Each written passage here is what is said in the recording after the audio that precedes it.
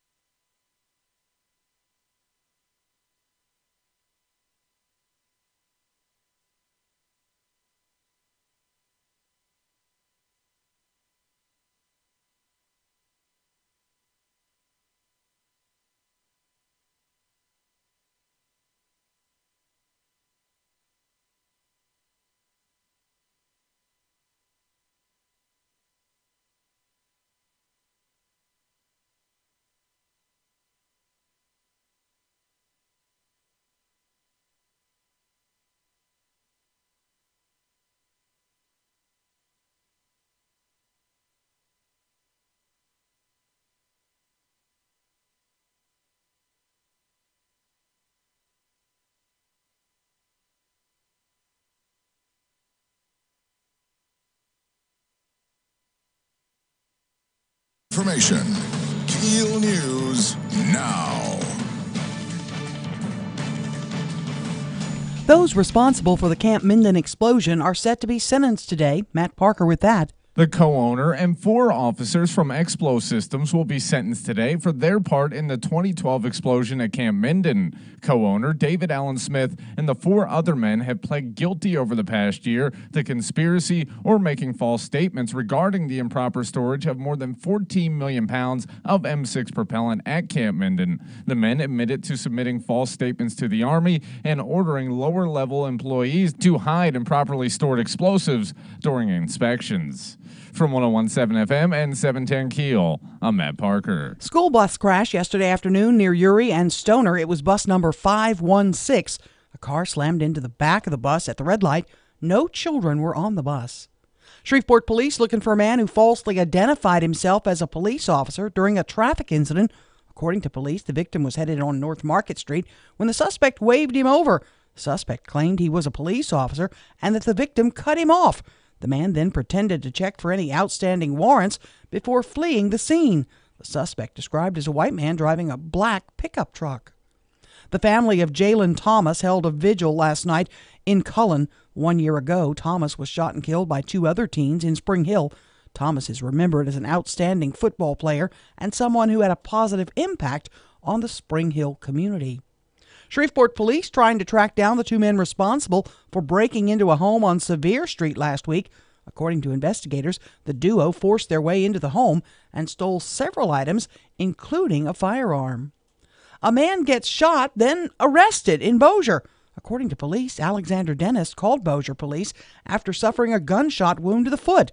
Dennis told investigators he was shot by another man. However, after an investigation, officers determined Dennis shot himself. He's charged with filing a false police report. Governor Edwards' plans to fund $43 million in additional projects are on hold after Representative Cameron Henry put a stop to the Revenue Estimating Committee's plan to improve the revenue forecast. Henry says he disagreed with the REC's projections that the state's revenue situation has improved. We have an issue with our income tax. We have an issue with our corporate income tax, the dollar amount, whether we're going to owe some refunds. We have issues with the price of oil, yet everybody wants to start spending more money.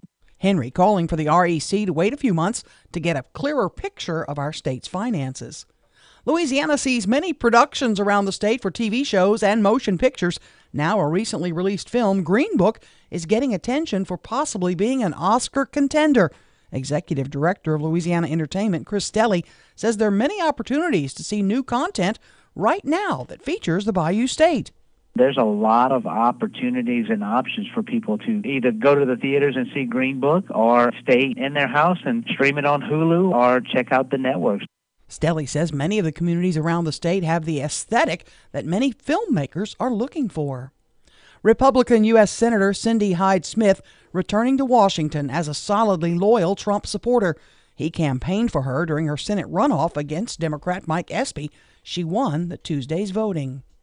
A man goes on his first hang gliding ride in Florida.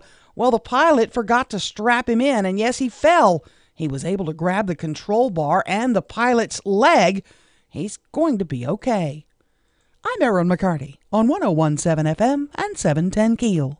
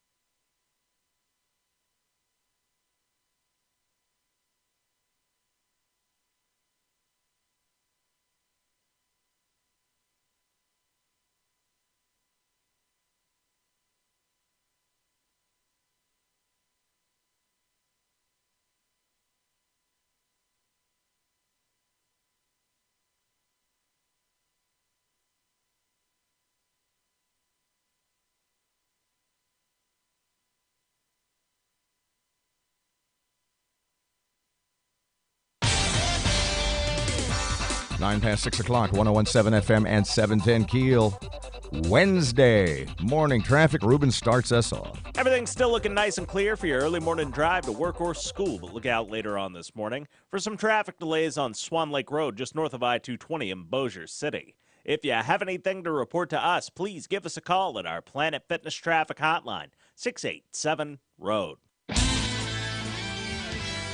Milder today, mix of clouds and sun. It'll be a bit breezy this afternoon with a lake wind advisory in effect. Winds could gust at times up over 20 miles per hour this afternoon. Highs upper 60s. Increasing clouds overnight upper 50s. Cloudy tomorrow, milder, slight chance of showers. Highs mid 70s. I'm meteorologist Ken Boone at the Weather Channel.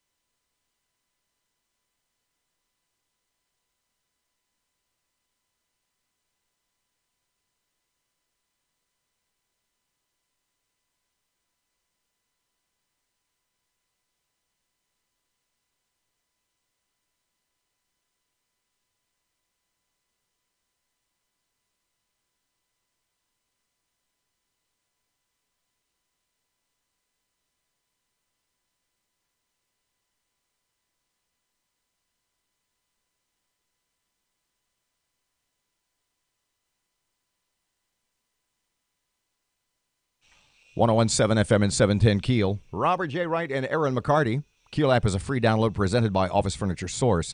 I'm just going to ask you this now, but we're not going to talk about it now. We'll talk about it later at some point in a short segment this morning, okay? Is blackface under any situation racist? Absolutely. What? Is blackface under any situation, is it racist? Absolutely. So Billy Crystal doing Sammy Davis Jr. back in the 1980s on Saturday Night Live is racist? Probably, yeah. So already couldn't play it now. Already you're hedging. No, it is. You couldn't do that It now. is. Now is not the point. Okay, you couldn't get an abortion in America 75 years ago. Right. So I mean, we have this. There are people who have this sense that we are at our moral zenith. Look around. We are not the most moral people we've ever been. No, we're not. So I ask you once again. We'll talk about it later, and I want you to think about it. Is blackface under any situation racist? In almost every situation. And therefore, is Billy Crystal doing Sammy Davis Jr. on Saturday Night Live racist? Yes.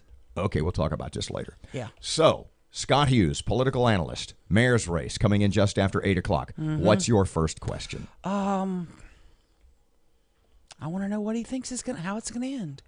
How's this going to end? What do we anticipate? Why do you think it's going to end? If Adrian's ahead, do you see momentum shifting? I mean, that's the question for him. I'm not seeing much momentum right now for either. I'm seeing kind of quietness. You don't see... And the reason I tell you that is... You don't see the Ali attacks, or at least in the... You No. tripped over something yesterday that was know. so fascinating. But go ahead and finish your thought. Well, I have emailed and texted both of them. I don't know that I've texted. I've emailed and Facebook messaged both of them to get them in studio between now and Election Day. And... crickets.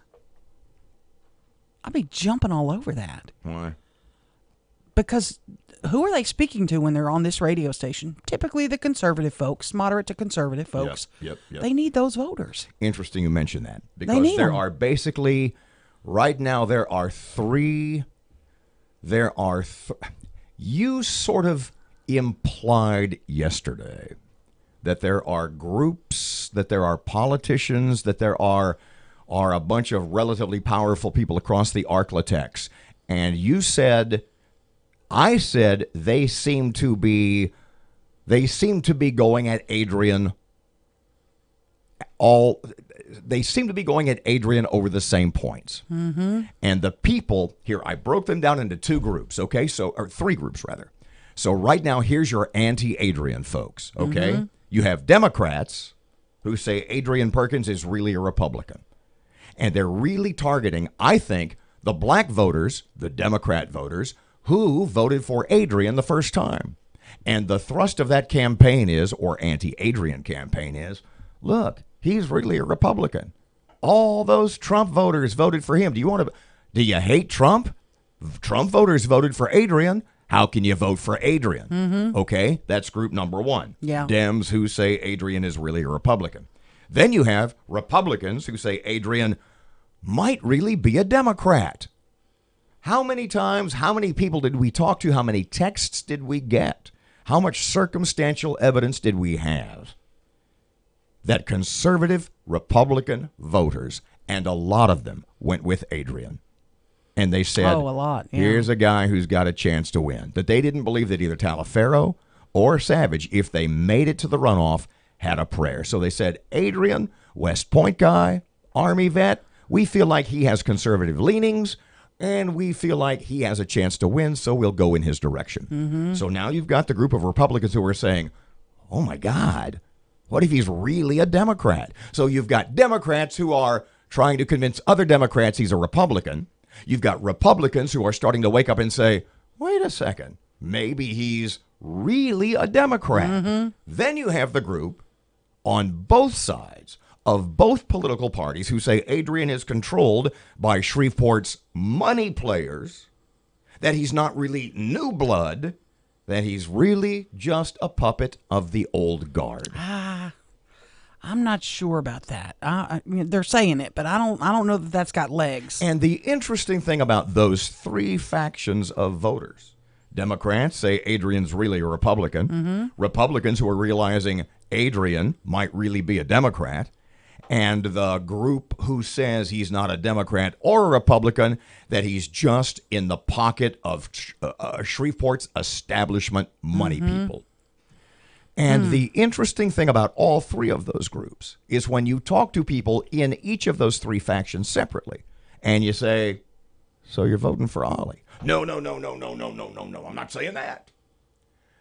And what did you say yesterday? Could that be on purpose? Ooh.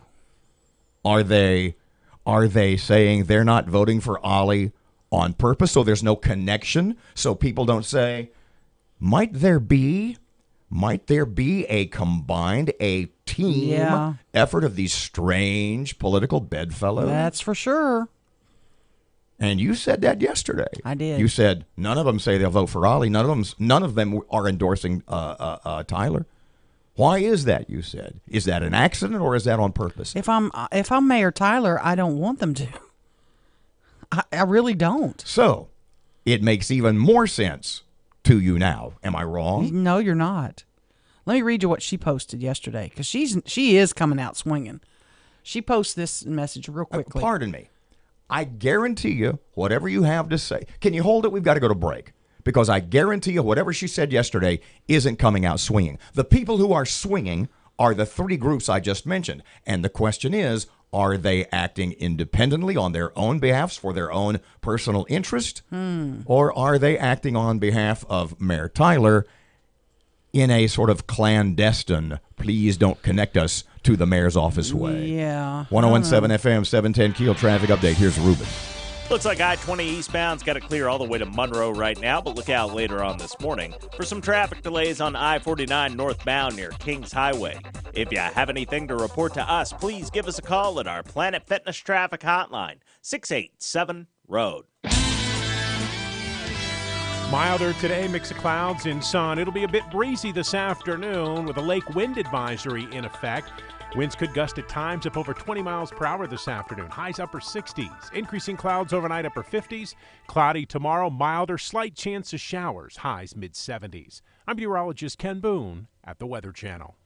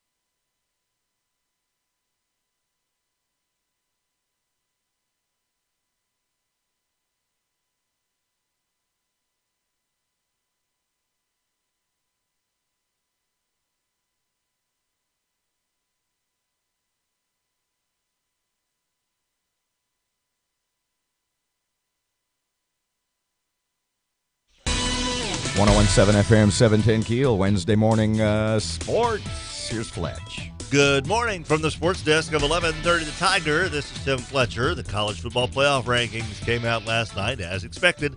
Alabama's number 1, Clemson 2, Notre Dame 3. Georgia is ranked 4th with Oklahoma and Ohio State 5th and 6th, waiting to pounce if Georgia loses to Alabama in the SEC championship game on Saturday. LSU is ranked 10th.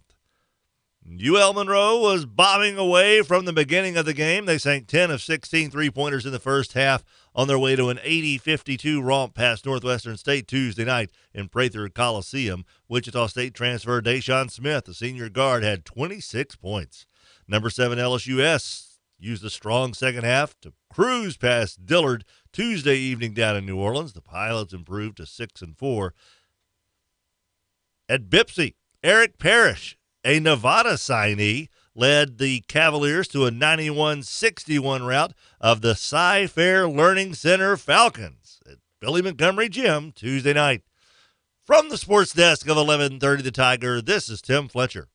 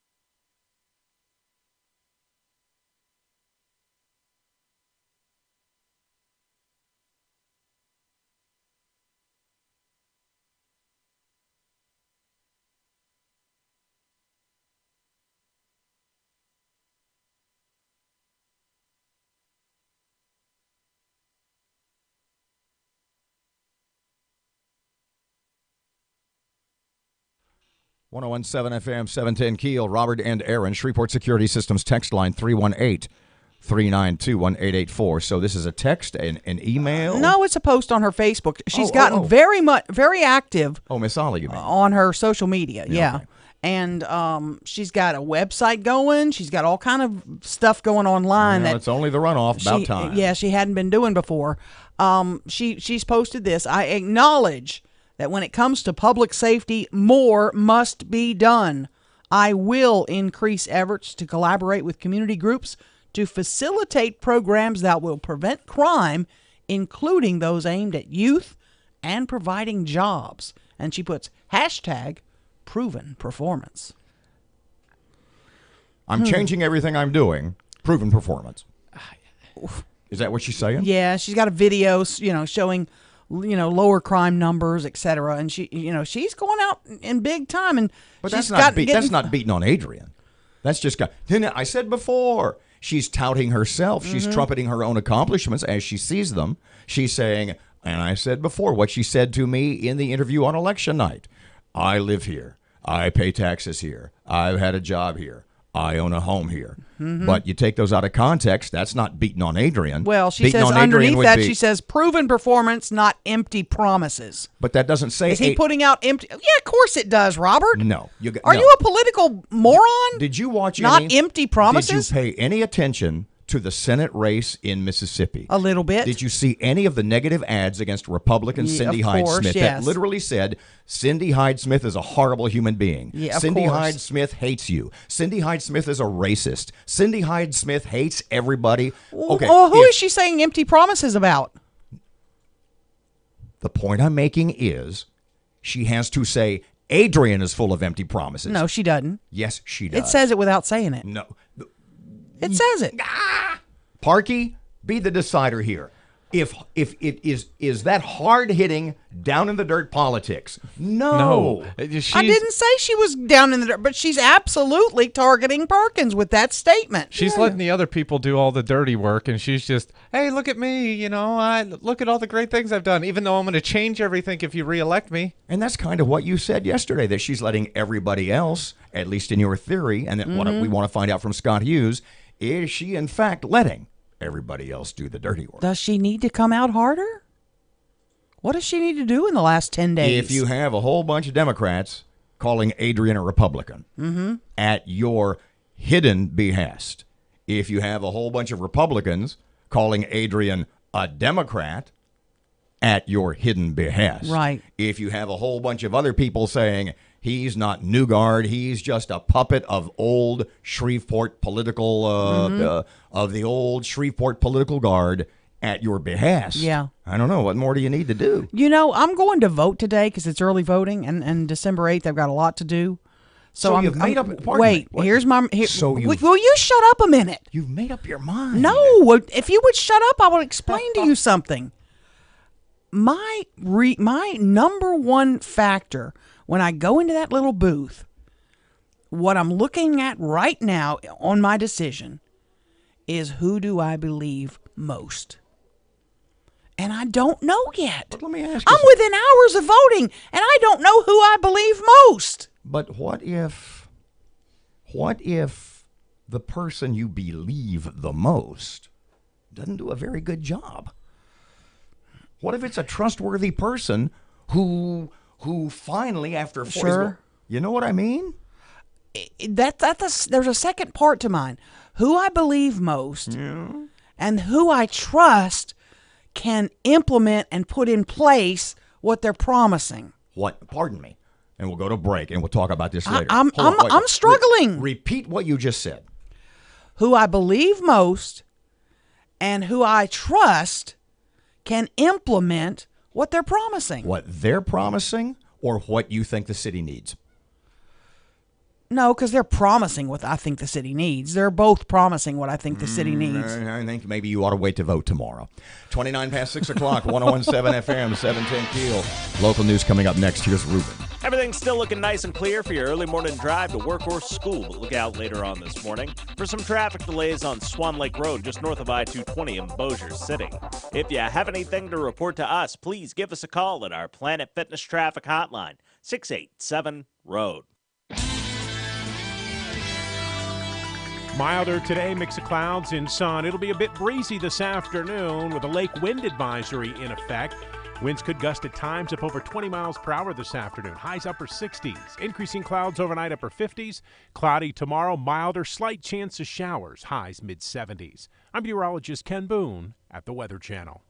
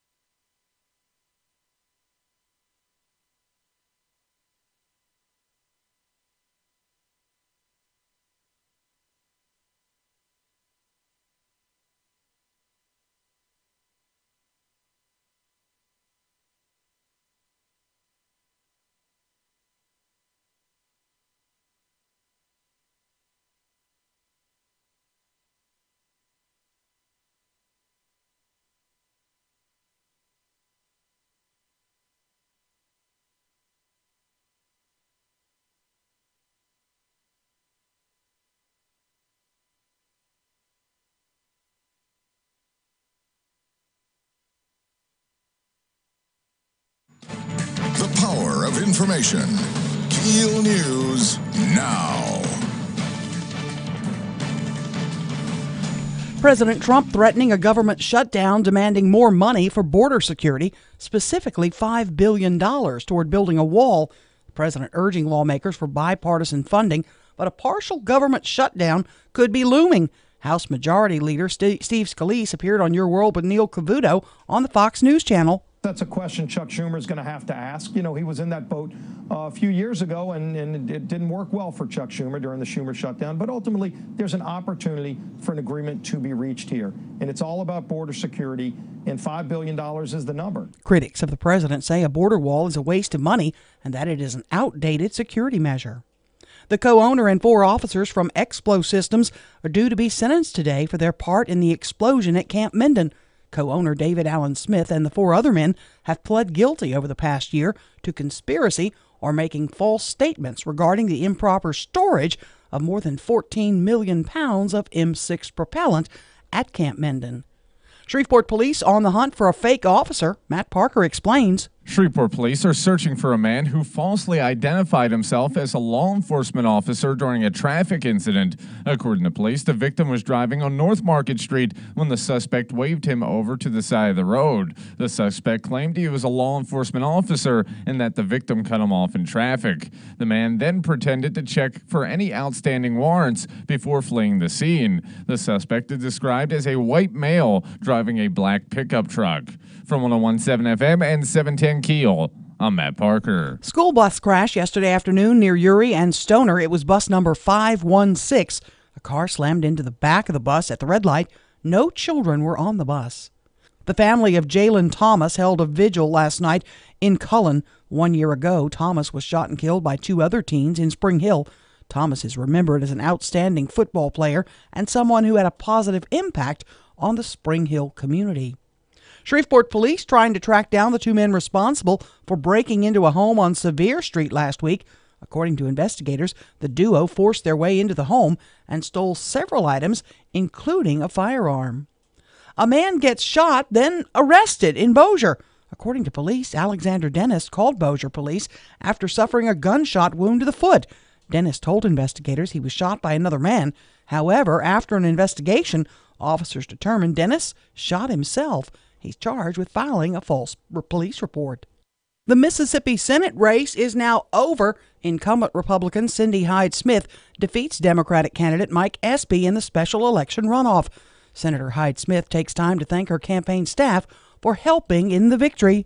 Boy, being on that MAGA wagon, as we called it, the Make America Great Again bus, we have bonded, we have persevered, we have gotten through things. We were successful today, but it is because of the staff that's behind me. Thank you so much from the bottom of my heart. With this victory, Republicans now expand their incoming Senate majority to 53 seats. A new survey is out with the most popular baby names. For girls, the top three: Sophia, Olivia, and Emma. And for boys, Jackson, Liam, and Noah. Faculty members at Oakland University in suburban Detroit have gotten hockey pucks, and they're being trained to use them to potentially thwart active shooters. Professor distributed the pucks to 800 members. He says to fight effectively, faculty and staff members need to be prepared to throw heavy objects that could cause a distraction. I'm Erin McCarty on 101.7 FM and 710 KEEL.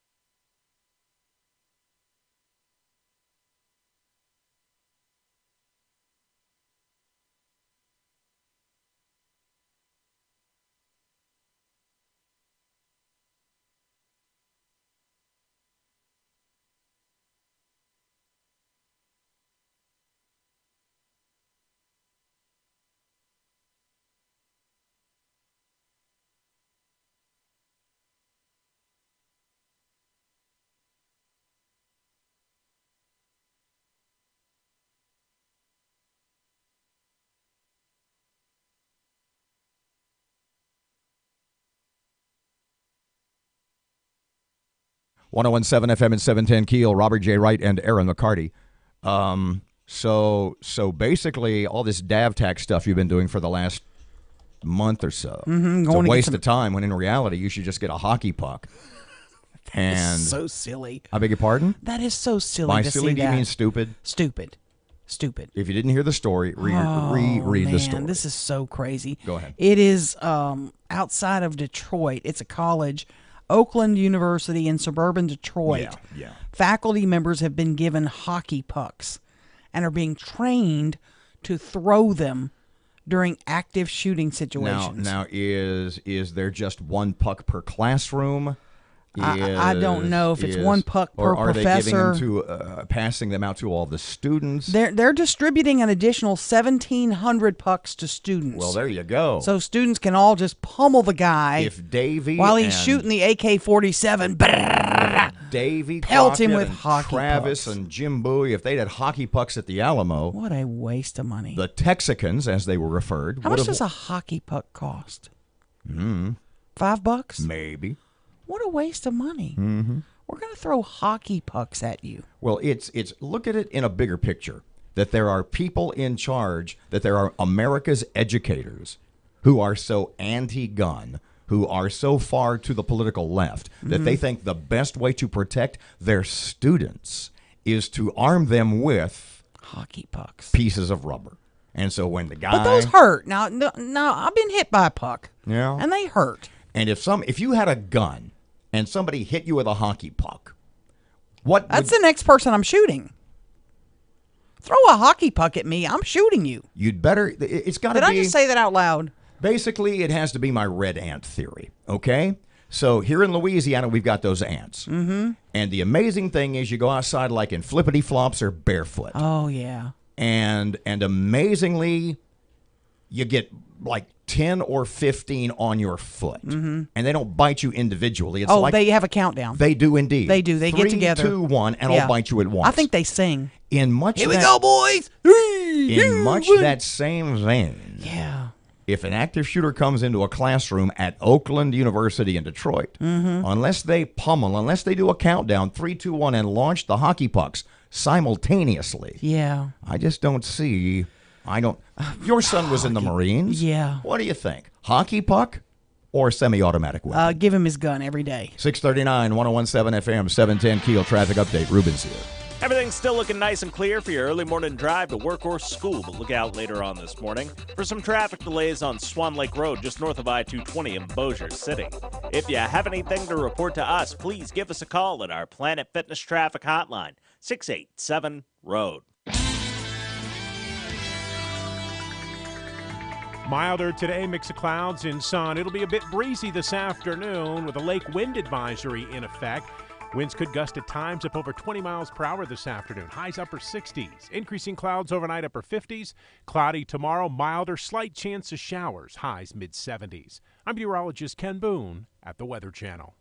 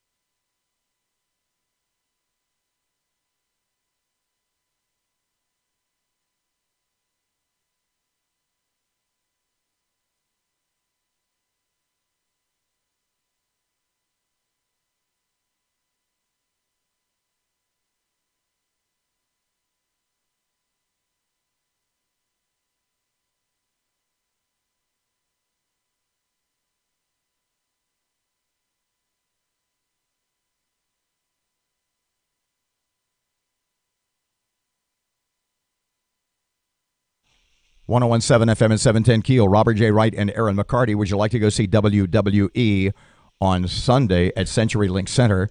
Ms. McCarty will tell us how. Oh, absolutely. Download the KEEL app on your phone. You'll be getting a notification in the next 24, 48 hours telling you how you're going to just click on the form and you could have tickets. Okay, so explain to me once again. If you already have the app, you're going to get the entry sent to you. Be sure you have the explain about notifications. Yeah, you have to have your notifications turned on so that you get our notifications. And you can turn them back off after this week if you want. But we send out really cool stuff. Yeah. But turn on the notifications so that you can get the deal that tells you how to sign up. So it's not only new to the app, people this week who download it, yes, who will be eligible. It's if you have the app from like 6 or 8 or 10 months ago. Yeah, or if you were our very first app download. You are eligible also. You sure are. Be sure your notifications are on, though. And you may have your butt in the seat to see Ronda Rousey. When will those winners start to be announced? We'll be announcing them on tomorrow. You had the news story a couple of minutes ago about the most common, the new most popular. Let's cover boys. Well, all the names if you want. I know it was female names were Sophia, Olivia. Is that Sophia with a PH or an F? An F. I'm not surprised. And Emma. And Sophia, Olivia, and Emma. And the men's names, most popular boys. I think those girls' names are right out of Color Purple. And the boys' names? Jackson, Liam, and Noah. Now, what do you know? Oh, I know this one. What was that? Your radio name was Noah. Yeah, it was. Noah. Back That was in your the early- sexy yeah, name. Yeah, I was out of a job, and I went to work at like this heavy rock and roll station. Can you be Noah J. Wright today? No. Please? No, because to do the voice, you have to, first of all, you have to barely above a whisper. Well, you have to sound like you're stoned. And the inflection is that the inflection is everything is like an interrogative. So it would be, I was Noah on the radio back in the 70s. That's literally, we would have meetings and the program director would give us lessons in how he wanted us to deliver, on how he wanted us to talk on the radio. Noah? Now, I told you that to tell you this. Do you remember what my other early to mid-70s radio name was? No. It was Johnny Fox. Oh, gosh. When I was in Philadelphia. Oh, okay, gosh. So there's this old DJs, it's for old disc jockeys, veteran disc jockeys, website, Facebook page called I Was a DJ, something. Right. And there was a question that somebody posted yesterday about having your name changed and fake names. And here's a story pertaining to me being Johnny Fox in Philadelphia. Yeah. And then in Cleveland, too, that you don't know about. And I posted the following on this website. When I worked for General Cinema at WIFI, greatest call letters of all time. Wi-Fi. Just about 30 years early. When I worked for General Cinema, Wi-Fi in Philadelphia in the mid-70s, they had a rotating package of custom IDs. That is, the new guy inherited the name that hadn't been used for the longest time. Oh, man. When I got, there were 12. There were like 12 names. We've always had 8 or 9 disc So jockeys. you have jingles with their names on them and all that. So basically, you would get the one that hadn't been used in the longest. Right. When I got there, back to the post, when I got there, I had 2 choices. Johnny Fox or Brother Truckin' Louie. Oh, man. Wow. Well, I took Johnny Fox. See, this part I've told you before. Yeah. This part you know. The following part of the story, I don't think I've ever told you in 22 years. So, back to the post. I take Johnny Fox. Within 2 weeks, I was being served at the radio station for unpaid child support. Oh, no. Have we mentioned before that you're barren?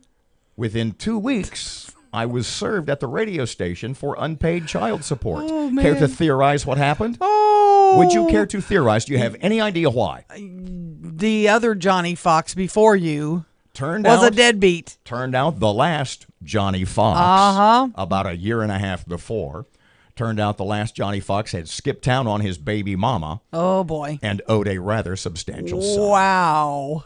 Wow. And have we mentioned before you're barren, so those weren't your kids? We haven't No, said but that. those, I'm telling you, they came in, wanted to see Johnny Fox. Man. Johnny Fox was on the radio. The receptionist pointed at me. Oh. They called me into the lobby, and they had the cuffs ready. Well, they were court officers of the court. Oh, okay. And they handed me the papers. So you have to go to a lawyer. Which had Johnny Fox and the real guy's name on it, which I don't remember. Which is not you. But all I had to do was prove that I wasn't the same guy. It's a different guy. Yeah. WIFI, Philadelphia. You should have been that other guy, Big Daddy, whatever. Johnny Fox plays the hits. That's how they went. It was a guy out of Chicago named Gary Gears. He did all these Sears commercials, and it literally was WIFI, Philadelphia. Wow. Johnny Fox plays the hits. Well, we use our real names now. Brother Truck and Louie. These are our real names. So we don't have fake names. Right, Johnny. If you could have a fake name now, what would it be? Beg your pardon? If you could have any fake name now, it could be... Oh, God, Ween Wienerson. And what would mine be? Ween Wienerson and... Friends. 648, it's 101.7 FM and 710 Keel. Political analyst Scott Hughes joins us just after 8 o'clock. He's joining Ween. To talk about Ween and Friend. To talk about the latest in the mayor's race. What's his analysis? What does he think's going to happen? Is there a momentum shift? Is it a lock for Adrian? I, for one, cannot wait. Traffic update in just a couple of seconds. Plus, Your Money Now presented by Office Furniture Source. Barksdale Federal Credit Union. That's coming up on Keel.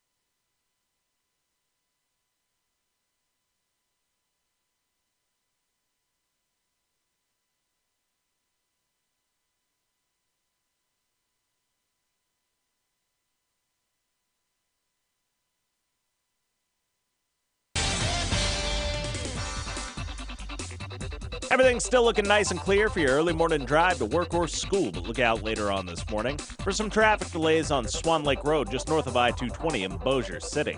If you have anything to report to us, please give us a call at our Planet Fitness Traffic Hotline, 687-ROAD. Milder today, mix of clouds and sun. It'll be a bit breezy this afternoon with a lake wind advisory in effect. Winds could gust at times up over 20 miles per hour this afternoon. Highs upper 60s. Increasing clouds overnight upper 50s. Cloudy tomorrow, milder, slight chance of showers. Highs mid 70s. I'm meteorologist Ken Boone at the Weather Channel.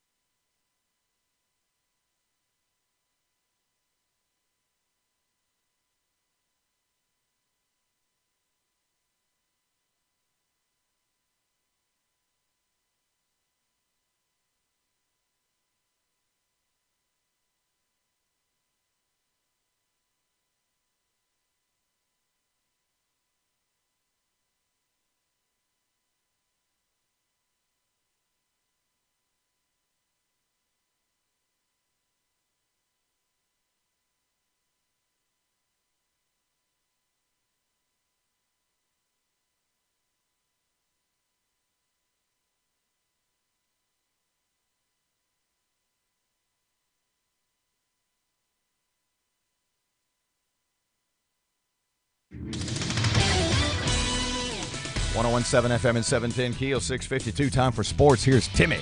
Good morning from the sports desk of 1130 The Tiger. This is Tim Fletcher. The college football playoff rankings came out last night. As expected, Alabama's number 1, Clemson 2, Notre Dame 3.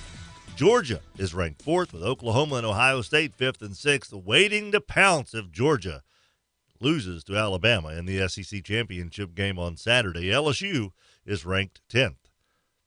UL Monroe was bombing away from the beginning of the game. They sank 10 of 16 three-pointers in the first half on their way to an 80-52 romp past Northwestern State Tuesday night in Prather Coliseum. Wichita State transfer Deshaun Smith, the senior guard, had 26 points. Number 7 LSUS used a strong second half to cruise past Dillard Tuesday evening down in New Orleans. The Pilots improved to 6-4. At Bipsy, Eric Parrish, a Nevada signee, led the Cavaliers to a 91-61 rout of the Cy-Fair Learning Center Falcons at Billy Montgomery Gym Tuesday night. From the sports desk of 1130 The Tiger, this is Tim Fletcher.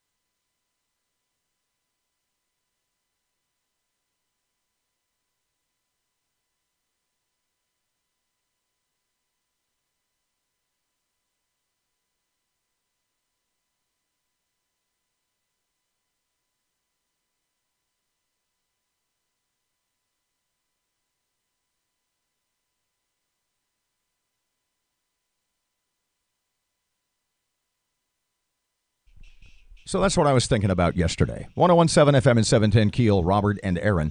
Wow. I got on this Sammy Davis Jr. kick yesterday because Matt and I are both huge Rat Pack fans. He's awesome. And, it is singularly maybe the most talented performer America has ever produced. Is that unfair? I would agree with you on that. When you listen to Sammy Davis Jr. sing, I mean, from something as, I don't want to say maudlin, but some of the notes he hits in The Impossible Dream. There's a video, and we may, just to be politically incorrect, run the audio. It's an old Tom Jones. It's about a 2-minute video of him and Tom Jones from the Tom Jones TV show in the early to mid-'70s. And it is the most politically incorrect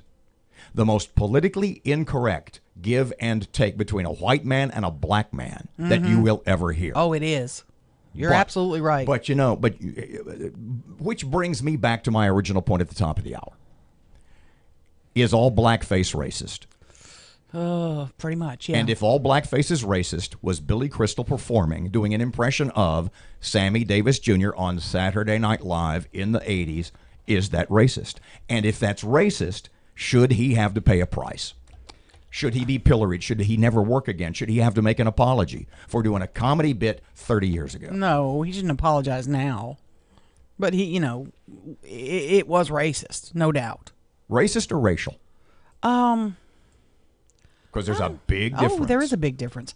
I'm not sure. I don't know. The Shreveport Security Systems text line is 318-392-1884. Parky, you're raising your hand. What, buddy? Well, I don't know. I think if everybody's in on the joke, like if Sammy Davis's family and black people as a whole are like, that's good, we're good with that, then it's not racist. But you should. So if it offends one black person, it's racist. But I mean, if you just go up to a party or just walking around the streets of Shreveport randomly, a Nike hat, dressed like Tiger Woods, then there might be a little racism there. Not poorly explained at all. Yeah. 656, 1017 FM, 710 Keel. Here's Rush. Well, the election changed the makeup of the Senate Judiciary Committee. Republicans gained a seat. The Democrats lost one. Now, traditionally, the last member appointed gives up his or her seat. That would be Democrat Senator Kamala Harris. But her liberal supporters stated that's not acceptable. Brian Fallon, used to be Hillary's press secretary, says forcing Kamala Harris out would be unconscionable. Well, she's the committee's only African-American woman, and she's the best questioner the Democrats have. Fallon threatened a backlash, so Chuck Schumer's trying to work out a deal to let her keep her seat. Now, obviously, there's an obvious solution to this Democrat dilemma. After Senator Harris, Senator Cory Spartacus Booker is the next low man on the committee's totem pole based on seniority. He can prove how much he cares about women. He can have another I am Spartacus moment by offering his seat to the woman, Kamala Harris. Thing is, he wants to be president, so does she. But that would solve the problem and everybody would be happy except for the guy, which is how it should be, right?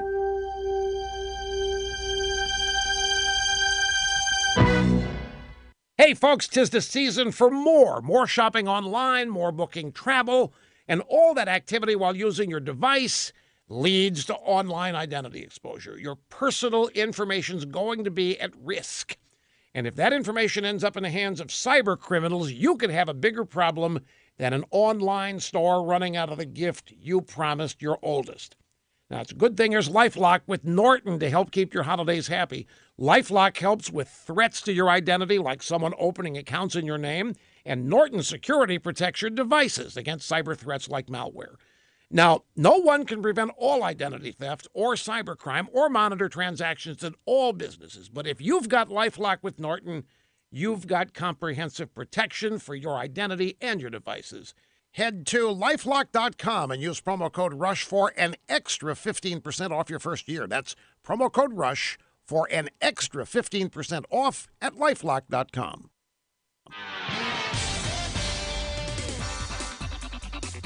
.659, 1017 FM, 710 Keel, Fox News just ahead. But now, here's Ruben. The intersection at Uri Drive and Southfield Road's dealing with some slow-moving traffic right now, and we have some traffic delays on Old Minden Road near Airline Drive in Bossier City. If you have anything to report to us, please give us a call at our Planet Fitness traffic hotline. That's 687-ROAD. Milder today, mix of clouds and sun. It'll be a bit breezy this afternoon with a lake wind advisory in effect. Winds could gust at times up over 20 miles per hour this afternoon. Highs upper 60s. Increasing clouds overnight upper 50s. Cloudy tomorrow, milder, slight chance of showers. Highs mid-70s. I'm meteorologist Ken Boone at the Weather Channel. Breaking news and trending talk. KEEL, 710 AM and K269GO, 1017 FM, Shreveport.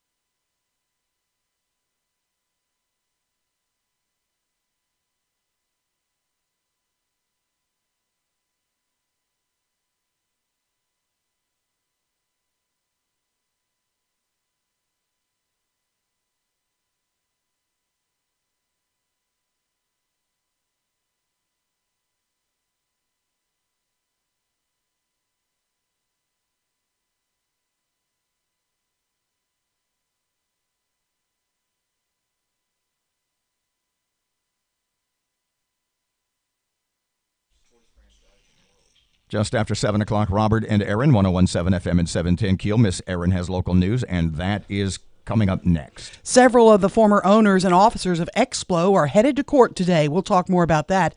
A man pretends to be a police officer. That's coming up this morning, too. And 2 men accused of breaking into a home. They're hunting for them now. Erin put a post up at KeelNews.com yesterday. What franchise, what chain outlet, food, retail, whatever it happened to be, would you like to see come to the Arklatex? Mm-hmm. And she's going to let you know what's on the list. Personally, I'm for none of them, and I'll explain why. And I have the vapors today. My blood pressure today, this could be the worst day ever for my blood pressure. Get the salt. I'm about to explode. Fletcher in sports, traffic, and weather. It's all coming up this hour right here on KEEL.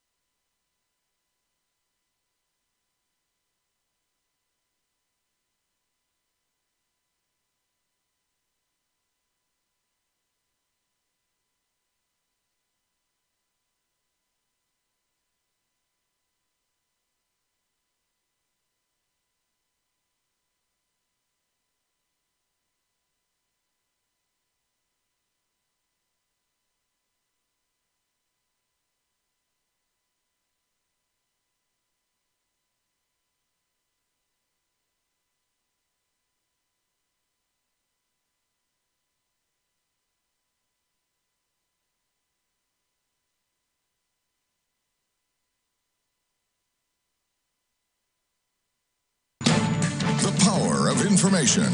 KEEL News now.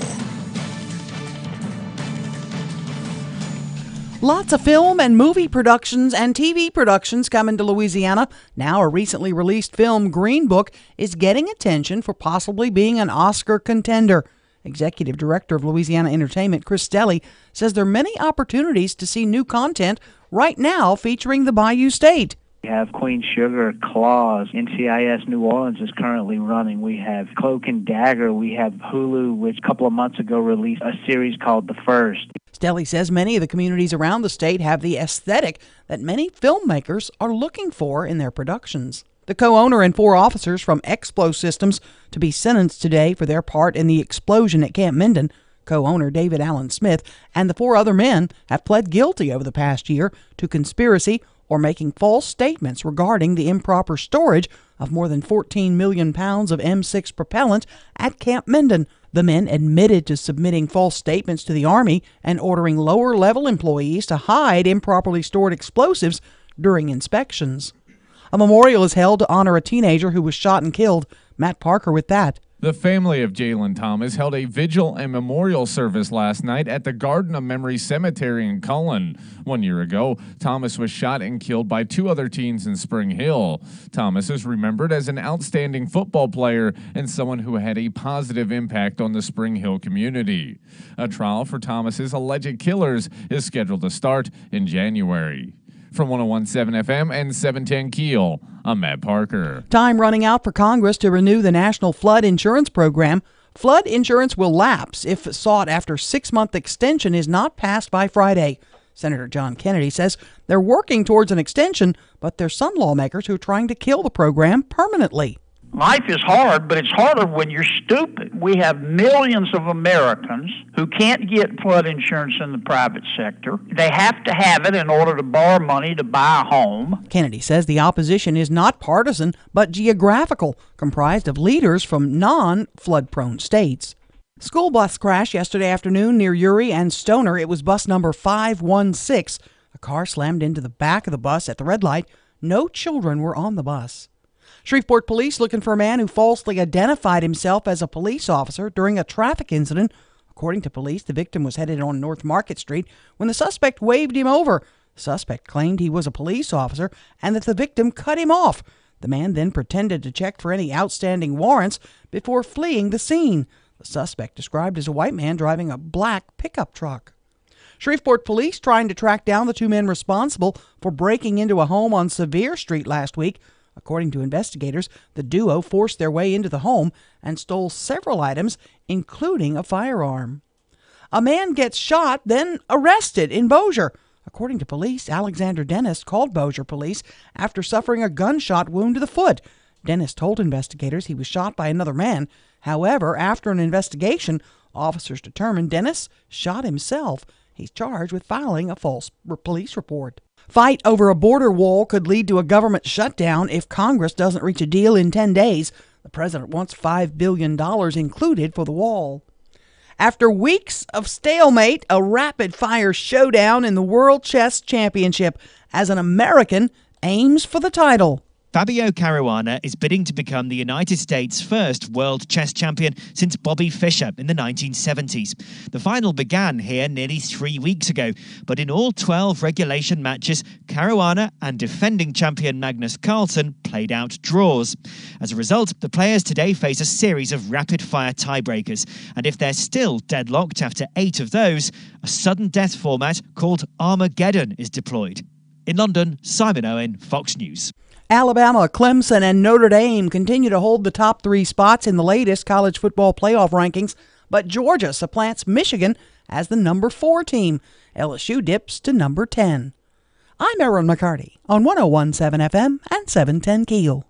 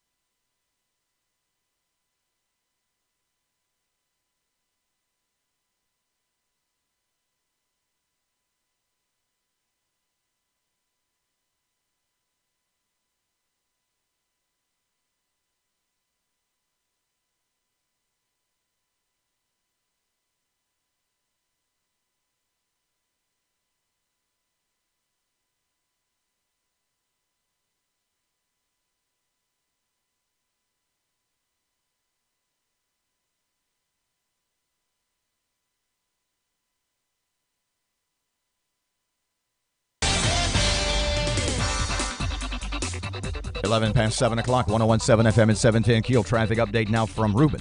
Keeping an eye right now on some slow-moving traffic on Mansfield Road near West 70th Street. And we have some traffic delays on East Texas Street near Hamilton Road in Bossier City.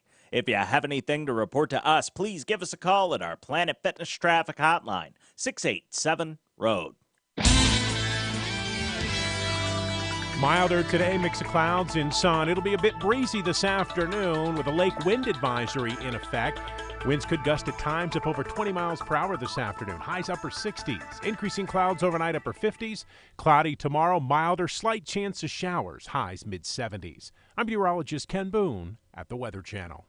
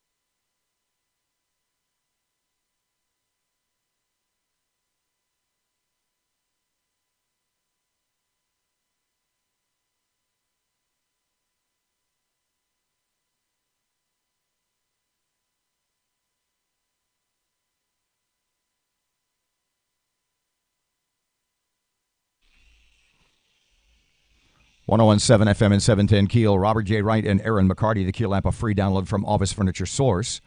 Find out just a bit later this hour. We can do it now. We can do it later. How you can win tickets for WWE on Sunday. We brought it up. Tell them how. All you have to do is download the KEEL app on your phone. Allow the notifications, because starting tomorrow, we'll be sending out a notification on how you can get entered. We'll be announcing winners beginning tomorrow and Friday for those WWE tickets. Ronda Rousey, a whole great slew of WWE legends So will be basically, here. if you don't have the notifications thing on, we could send you your name or your notification that you won the WWE tickets, and you would never know. May never know. Now, what if I've had the app for a long time? What if I'm one of the first out of the box like a year ago? You are still in the running. It won't matter as long as you have the notifications on, so we can let you know you're a winner. And winners start tomorrow. You bet. For the Sunday evening show. I'm excited about at it. CenturyLink Center. Mm-hmm. Oh, my God, everybody's talking about it. This is all I've heard all morning long. It's the only thing anybody in Shreveport or Bossier is talking about. This is it, Robert. It's the biggest game of the year. You should have heard everybody talking about it last night. Who's everybody? Oh, everybody I was around. Every group I was with, every person I spoke to. And I know if you're not a sports fan, that doesn't matter. To this week, it doesn't matter. It matters about Louisiana. And here's my headline. Should the SBC root for the Saints or the Cowboys this week?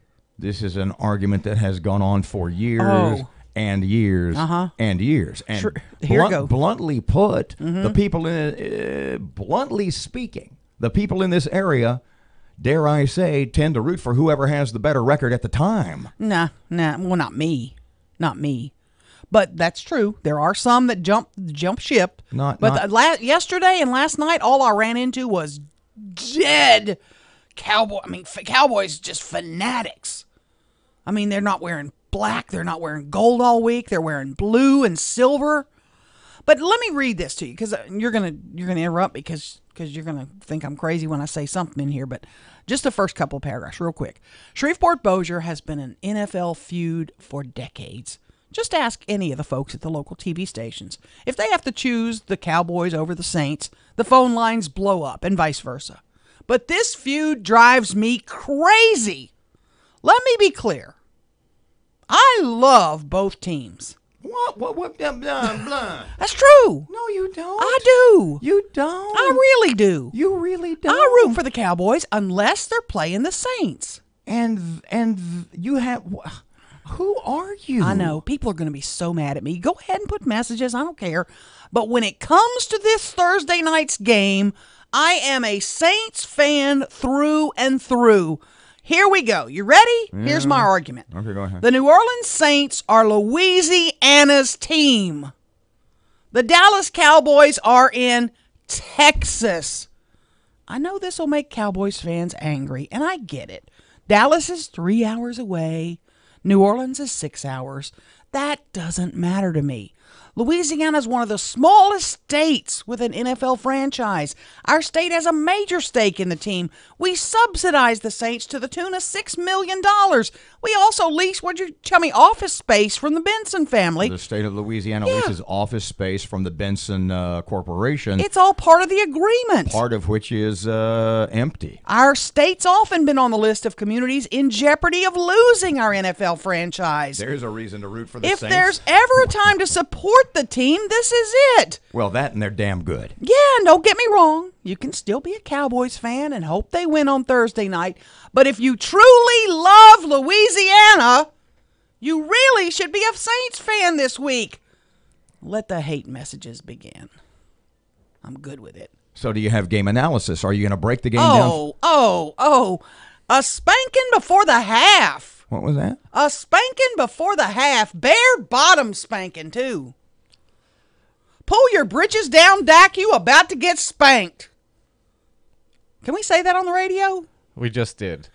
I love Dak. Good guy. Local boy. Looks good in red. Yeah. On his backside. Go ahead. What, Parky? Well, before we got on the air, Erin was talking about, well, people think the Cowboys are this great team. What team have they been watching all year? Well, the Cowboys are on a roll. They have had a great few weeks. They've barely scraped out a couple of wins, and they got the doors blown off of them by the Tennessee Titans, one of the worst teams in the NFL. I understand that, and don't get me wrong. The game, by the way, is on KEEL Thursday night. You can hear all the pregame, postgame, the whole game, the whole shooting match. We are a Cowboys station. Like I said, I love the Cowboys. Until it comes to the two of them playing, you have to be for the Saints Thursday night if you love Louisiana. Please, think about it. Your tax dollars at work. Look at it that way. And don't go get any Blue Star tattoos if you live in Shreveport-Bossier. 19 past 7 o'clock, 101.7 FM, 710 KEEL. You think she's upset now? Wait till the next segment. Oh, boy. Traffic update. Here's Ruben. Keeping an eye right now on some slow-moving traffic on Mansfield Road near West 70th Street. And we have some traffic delays on East Texas Street near Hamilton Road in Bossier City. If you have anything to report to us, please give us a call at our Planet Fitness Traffic Hotline, 687-ROAD. Milder today, mix of clouds and sun. It'll be a bit breezy this afternoon with a lake wind advisory in effect. Winds could gust at times up over 20 miles per hour this afternoon. Highs upper 60s. Increasing clouds overnight, upper 50s. Cloudy tomorrow, milder, slight chance of showers. Highs mid 70s. I'm meteorologist Ken Boone at the Weather Channel.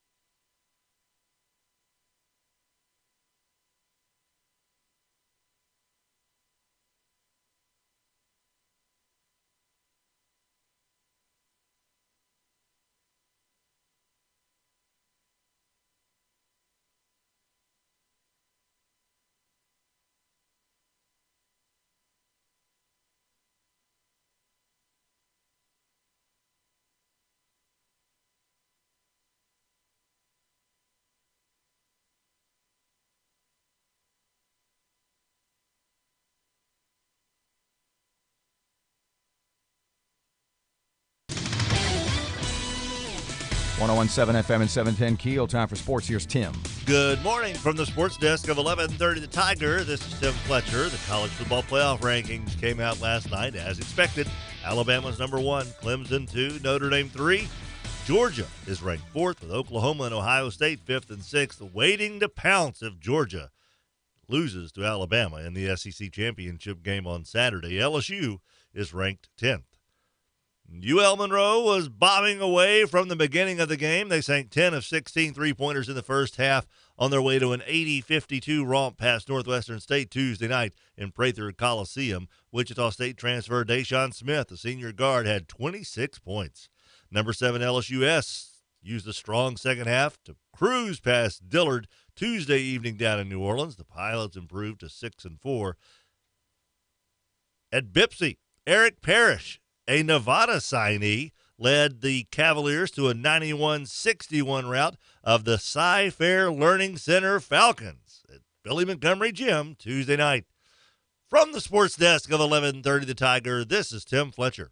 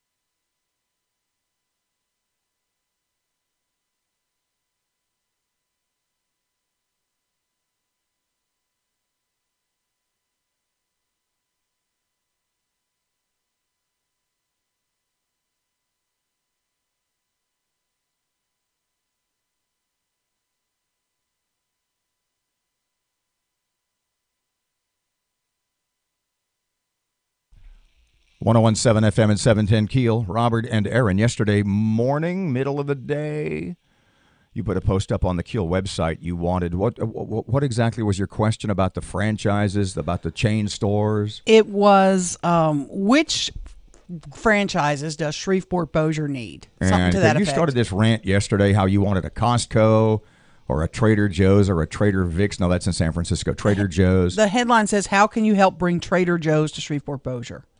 And then there's a poll in there asking you which other franchises you would like to see here. Now, I had seen a bunch of names on the Keel Facebook page yesterday when that post was being promoted there, and there was a whole bunch of different ones. Yeah, I got a whole list of things. So what do you have? What sparked this was in my travels on vacation, as I'm coming back, I get calls from friends who want me to stop at Costco for things. They want me to stop at Trader Joe's when I come through Baton Rouge. I always stop at Tony's, the seafood joint, which is, incredible.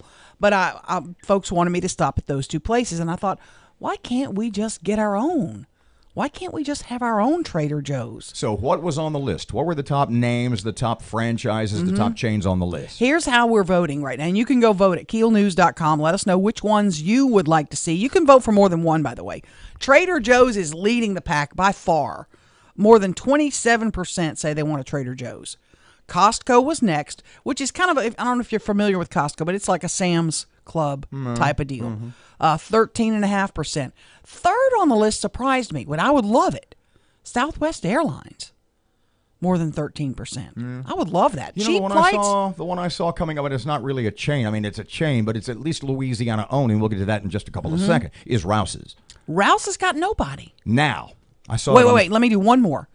Buc-ee's, because I have a plan for Buc-ee's. I need your money, though. Matt, I'm going to need your money for this, too. 9%.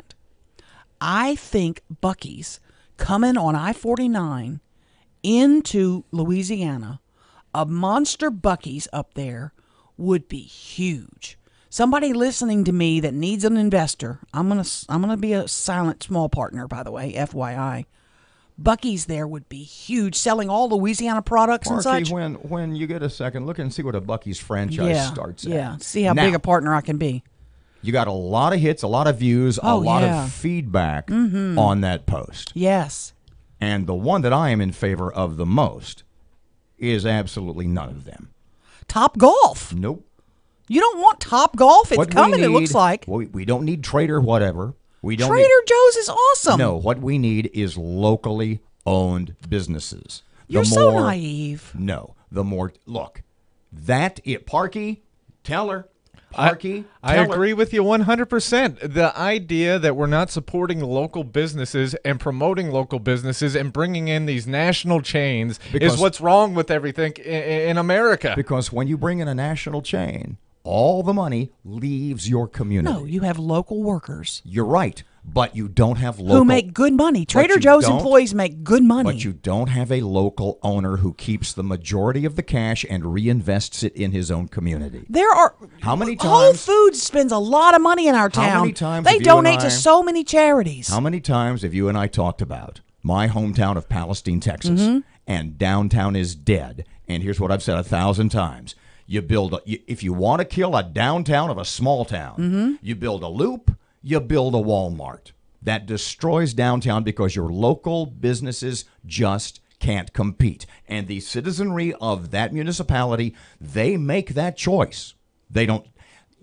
They're not saying to each other, "I've got a good idea. We'll get some cheap out of country made goods at the expense of our friends and families." Robert. But wait a second. Now you take it a step further. So you've killed downtown.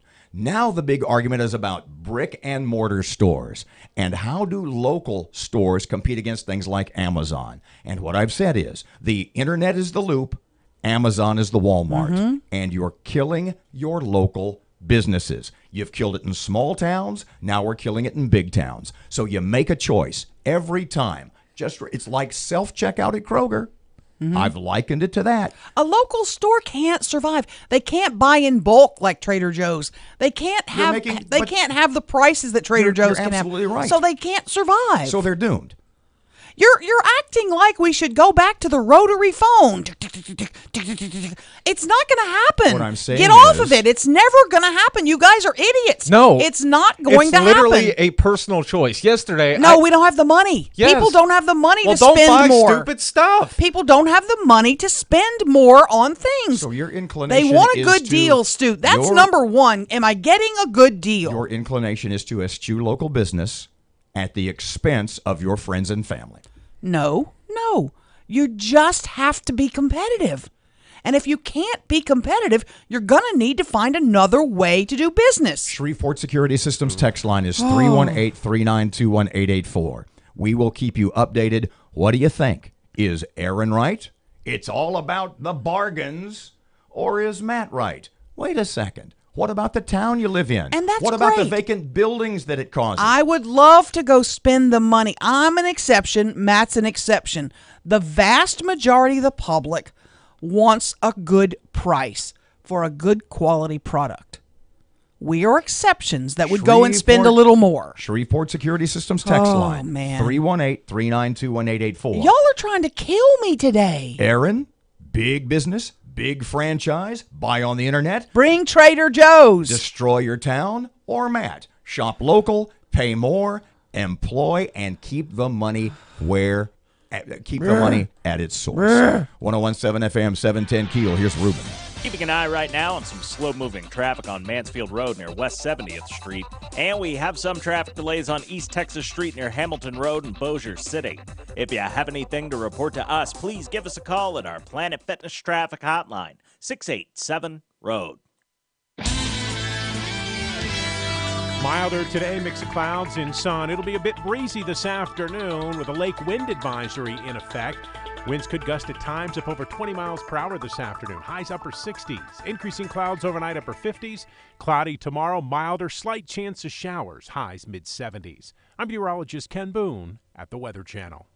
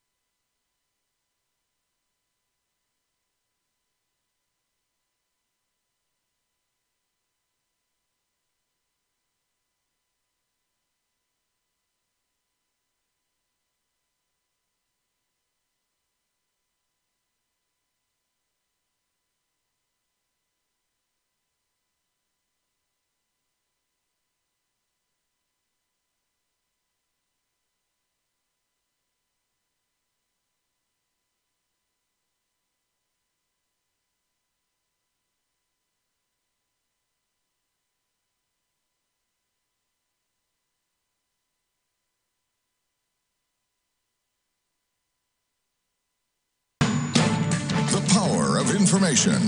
KEEL News now.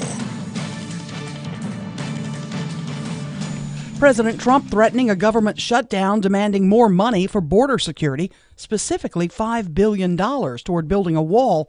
The president urging lawmakers for bipartisan funding, but a partial government shutdown could be looming. House Majority Leader Steve Scalise appeared on Your World with Neil Cavuto on the Fox News Channel. That's a question Chuck Schumer is going to have to ask. You know, he was in that boat a few years ago, and it didn't work well for Chuck Schumer during the Schumer shutdown. But ultimately, there's an opportunity for an agreement to be reached here. And it's all about border security, and $5 billion is the number. Critics of the president say a border wall is a waste of money and that it is an outdated security measure. The co-owner and 4 officers from Explo Systems are due to be sentenced today for their part in the explosion at Camp Minden. Co-owner David Allen Smith and the 4 other men have pled guilty over the past year to conspiracy or making false statements regarding the improper storage of more than 14 million pounds of M6 propellant at Camp Minden. Shreveport police on the hunt for a fake officer. Matt Parker explains. Shreveport police are searching for a man who falsely identified himself as a law enforcement officer during a traffic incident.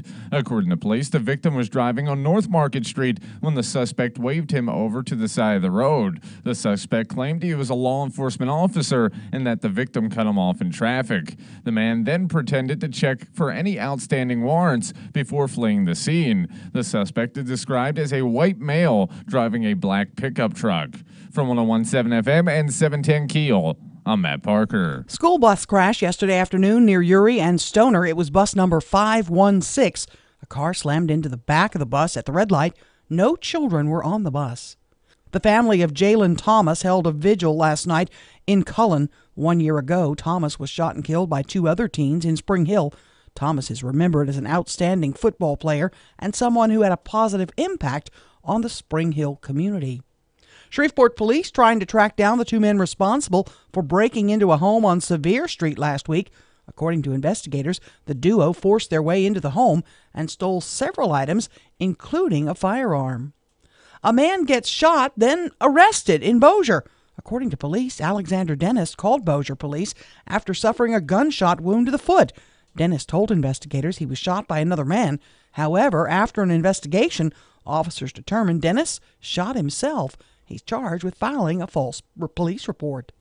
The Mississippi Senate race is now over. Incumbent Republican Cindy Hyde-Smith defeats Democratic candidate Mike Espy in the special election runoff. Senator Hyde-Smith takes time to thank her campaign staff for helping in the victory. Boy, being on that MAGA wagon, as we called it, the Make America Great Again bus, we have bonded, we have persevered, we have gotten through things. We were successful today, but it is because of the staff that's behind me. Thank you so much from the bottom of my heart. With this victory, Republicans now expand their incoming Senate majority to 53 seats. A new survey is out with the most popular baby names. For girls, the top 3, Sophia, Olivia, and Emma. And for boys, Jackson, Liam, and Noah. Faculty members at Oakland University in suburban Detroit have gotten hockey pucks, and they're being trained to use them to potentially thwart active shooters. Professor distributed the pucks to 800 members. He says to fight effectively, faculty and staff members need to be prepared to throw heavy objects that could cause a distraction. I'm Erin McCarty on 101.7 FM and 710 KEEL.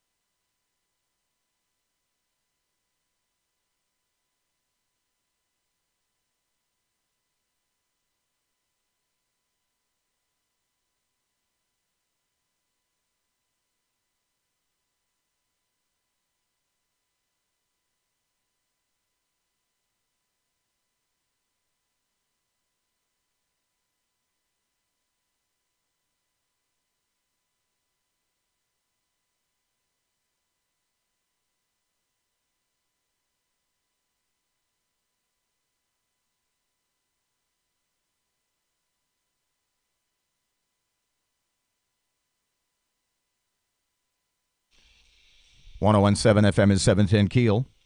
Robert J. Wright and Erin McCarty. Don't forget that Shreveport Security Systems text line is 318-392-1884. Hold on just a second, because I've got a couple right here. Do you have something at your end also? No, not yet. No, I'm not going to do that yet. Gotta agree with Matt. Basically, Matt's been ranting during the news break. He really, his panties are in a Erin tussle. is that you are everything wrong with America. Oh, boy. You are. Explain to people why. Because we were talking about Erin wants Trader Joe's, she wants Costco, and I said, do we really need more nationally owned chains and franchises?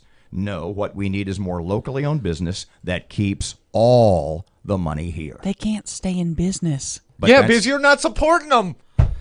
The vast majority of people won't support them. Let him scream at you again. Go ahead. Well, yeah, you do. All right, so let's just say I could buy, I was just mentioning a local store that I use quite frequently. You can mention it. Beard and Blade, which is where I buy my grooming supplies from. Now, I could get everything that I buy at Beard and Blade online and save like $1 a bar of soap or whatever. But this guy lives in our community, the owner. He worked hard his entire life to save up his money to open this store. Why would I throw my money at someone else and cut him out? It just doesn't make sense to me. This guy lives here. He owns a house here. He has a family here. He helps pay for the stuff here. He's not shipping the money to New York or California or China. It's staying right here, 100% of it. And what you're advocating is, well, let's bring these people in. A few dozen people will get jobs, and then the rest of it goes out of town. Let me break it down to you, and this is what we're talking about. This goes far beyond build a loop, build a Walmart, kill downtown. This is what we're talking about in its simplest form. Self-checkout at Kroger. Yep. Or self-checkout anywhere. Yep. You're in line. Are you willing to spend 2 or 3 or 5 or maybe even 10 more minutes in line to save someone local's job? I will do that because if they are pleasant. Because every time you go through self-checkout, there's a little clicker, a little counter. Yes. And every time they hit a certain goal or quota or number, that's 1 or 2 or 3 more checkers, living human beings with families that they eliminate and add 2 or 3 or 4 more self-checkout stations. You ultramaroons don't get it. You just don't get it. Matt is the exception. To own and operate a successful business, you have to target and have products that the masses want, which means you have to have quality and prices. And to have a local business do that, you really have to have a niche. I can't say that word. Niche is good. But I want good quality products like I can get at a Trader Joe's for a good quality price. If someone were to open up a business and open Trader Bob's, okay? It's Robert J. Wright's business. Trader Bob's is opening up. Lone business. You don't have any chains. All the money's staying here. Come shop with me at Trader Bob's. What does Trader Joe's sell? It's a grocery store. Okay. They sell specialty cheeses, wines. Let me finish my point, though. Don't interrupt. Go ahead. Trader Bob's is open for business. Well, guess what? Trader Bob's can't buy in bulk like Trader Joe's can. Trader Bob's can't get some of the specialty products that you have to buy so much of in order to get it shipped. So you're not going to offer me, the consumer. You got to realize this, guys. It's about the consumer. It is about what we want and what we demand. That's the bottom line. Until you realize that, you're screwed. And eventually, you have more and more people without jobs because everything is bought online or from a national chain, and none of the money stays here, and the only people in your community that have jobs are the low-end minimum wage service economy jobs. And the reason you don't have jobs better than that is because you and other people who are only about the dollar and only about the bargain are literally condemning local businesses to failure because you're telling them, I'm not willing to spend $1 or $2 more for cheese. You're missing the point. It's not about me or Matt or one person. It is about what the masses demand. It is about what the majority of people want. You have to target them. They're not going to go and spend $1 more for soap. The vast majority of people are not going to spend $1 more for a bar of soap. That's the point that it'll never happen. That's the point that Matt is making, and is evidenced by Amazon killing local businesses across the country. And you're asking people to go back to razor phones. To even suggest that this ever could happen, you guys have got your head in the sand. So it's not going to happen, so move on. So look at me and tell me, local businesses are doomed. The clock is ticking. No, not and all. I, Erin McCarty, have decided there's nothing you can do. No, if you have a specialty business, or if you're like Tubbs Hardware, he has built a business where he knows what local people want.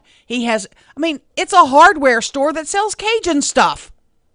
He can fix your lawnmower in one day. He can do things you cannot get done online. That's what a local business has to do. In 20 to 30 seconds. Well, he's just not going to be able to do that forever. If people like you are going, well, I can go buy a new lawnmower and save me $8. No, Yes, you're missing the you're point. killing everything. No, all right, hold on. Let's just look at the music industry for a second. You know why the music industry collapsed and artists are on the road 320 days a year now?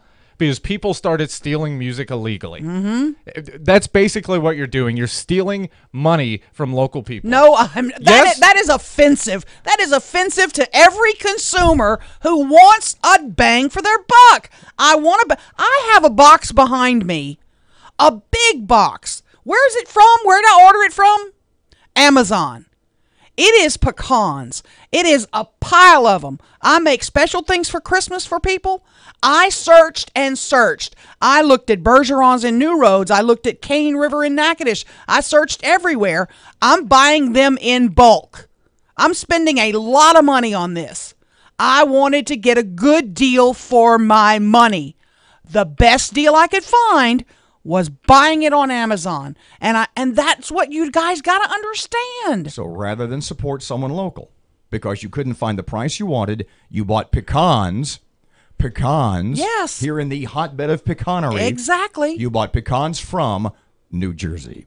1017. No, they're not. They're not. They were packaged there. They may be Louisiana pecans that ended up there. That's a whole nother subject. We got to go. 744, 1017 FM, 710 Keel. You think Erin's angry now? Oh, man. Wait till we get back. I'm going crazy. Here's Ruben. The intersection at Line Avenue and Kings Highway is dealing with some slow-moving traffic right now. And we have some backed-up traffic on Airline Drive near Green Acres Boulevard in Bossier City. If you have anything to report to us, please give us a call at our Planet Fitness Traffic Hotline, 687-ROAD. Milder today, mix of clouds and sun. It'll be a bit breezy this afternoon with a lake wind advisory in effect. Winds could gust at times up over 20 miles per hour this afternoon. Highs upper 60s. Increasing clouds overnight, upper 50s. Cloudy tomorrow, milder, slight chance of showers. Highs mid-70s. I'm meteorologist Ken Boone at the Weather Channel.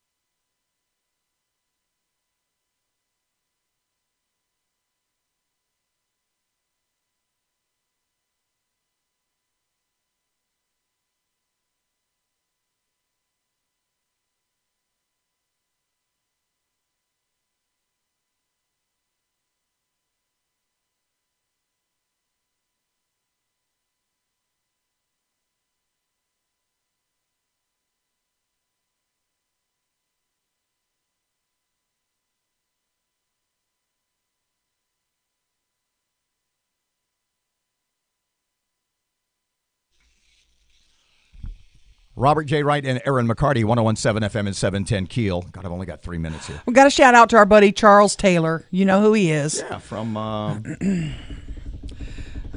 Muscular Dystrophy Association. Yes, thank you. He's a big Cowboys fan. You're going down Thursday night. I have thought about, actually, I've thought more about not talking about this for yesterday.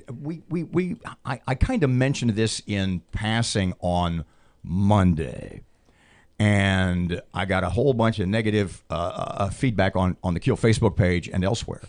And basically, I used the term stupid Christian missionary. Yeah, you did. And it was talking about that John Allen Chow guy. Now, I hesitated to talk about this yesterday, not because somebody busted me up on Facebook, but because, in all honesty, somebody died, and I'm uncomfortable talking about someone's dying, even though the way they died was not the brightest. Yes. Mm-hmm. This is the guy that swam up on the protected. It's the Sentinel Islands, and it's a territory of India. And you're not allowed there because there's a tribe that lives there, and they literally live like it's about the year 500 BC. And the guy walks up, the missionary illegally swims onto the island from the boat and swims up on the island waving a Bible, and he was killed by the natives with bows and arrows. Mm-hmm. And I may have spoken negatively of him. And see, I'm picking my words carefully. Mm-hmm. Here's the deal. And I thought about this long and hard. Just because you accept Jesus as your Lord and Savior does not immunize you from being dumb. Am I? You see my point? I mean, it's look, and there are people and a couple of folks on the Facebook page referred to him as a martyr, okay? Right. And busted me because I was, in their mind, insulting a Christian martyr. Let me tell you something. If I get a Bible and I walk out here on I-20 and I walk eastbound down the center of the westbound lane, proclaiming Jesus as my Lord and Savior, and I get run over by an 18-wheeler, I'm not a martyr, I'm a dumbass. Yeah. You see my point? Right. I hope I wasn't too harsh.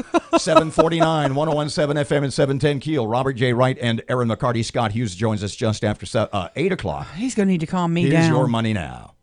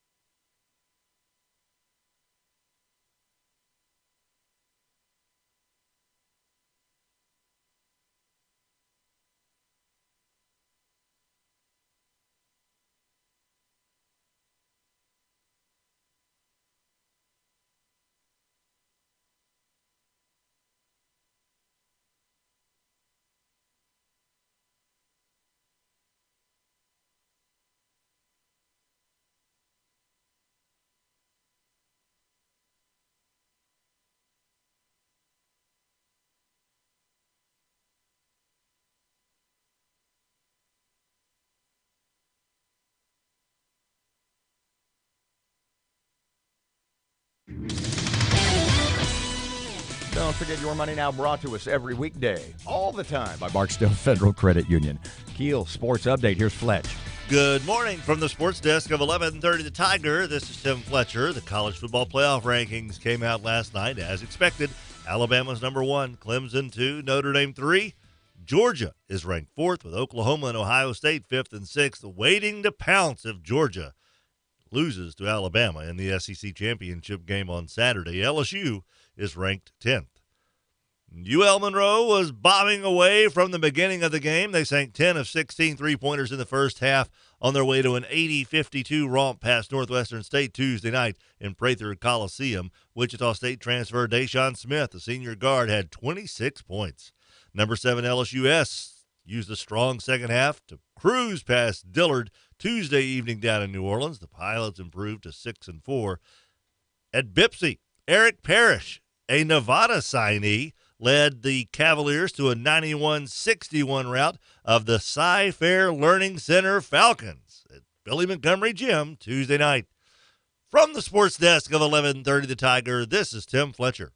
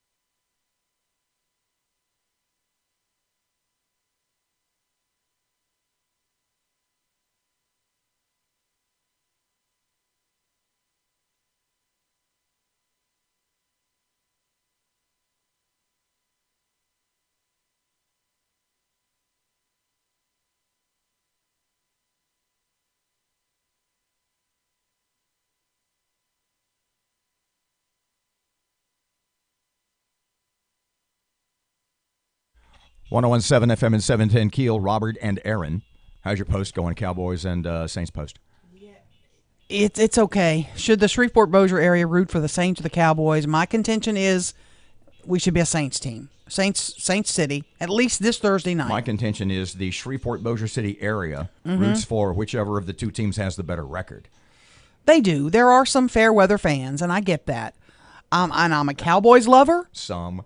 KEEL is a Cowboys radio station. We have the game on Thursday night. You'll be able to hear it here tomorrow night. Yeah. But when it comes to the Saints versus the Cowboys, I'm a Saints fan. I wore a purple K&B bag in the Superdome back in the day. I mean, I've been to many a Saints games. I grew up in Baton Rouge, so the Saints were the team. And the contention that Dallas is 3 hours away and it's closer, blah, blah, blah, so we should be a Cowboys town. And you know what? It's a Louisiana team. Do we want to keep it in Louisiana? Then we should support it. I know what you're thinking. You're both just staring at me. Tell us what we're thinking.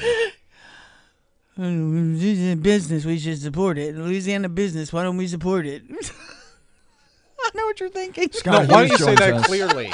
Yeah. Instead of sounding like... Both of your faces, you make the identical face at me. Sounding like Robert De Niro at the end of Raging Bull. Can I say a word on the radio that we might get in trouble for? Jack Spring Electric Shockbuster button. Get ready. At the ready. You both looked at me with the, Erin, you're such a dumbass face. Oh, no, I just said that. You can say that. Okay, good. Yeah. No, we're going to highlight and replay that over and over again this morning. Yeah. Idiot. No, as a matter of fact, Don't make that you're a dumbass face again. That's not nice. We may have just done a TV commercial and you didn't know it. Political analyst Scott Hughes joins us just after 8 o'clock. The latest on the mayor's race. What's the status? I've got a lot of questions, including who are all these people hating on Adrian, and could they actually be organized? And pardon my language, by the way. If you're offended by my language, I do apologize. She doesn't really. But she offends if you're like local. If you're out of state, yeah, I'm sorry. Got to go. Here's Sean Hannity on KEEL. The truth and nothing but.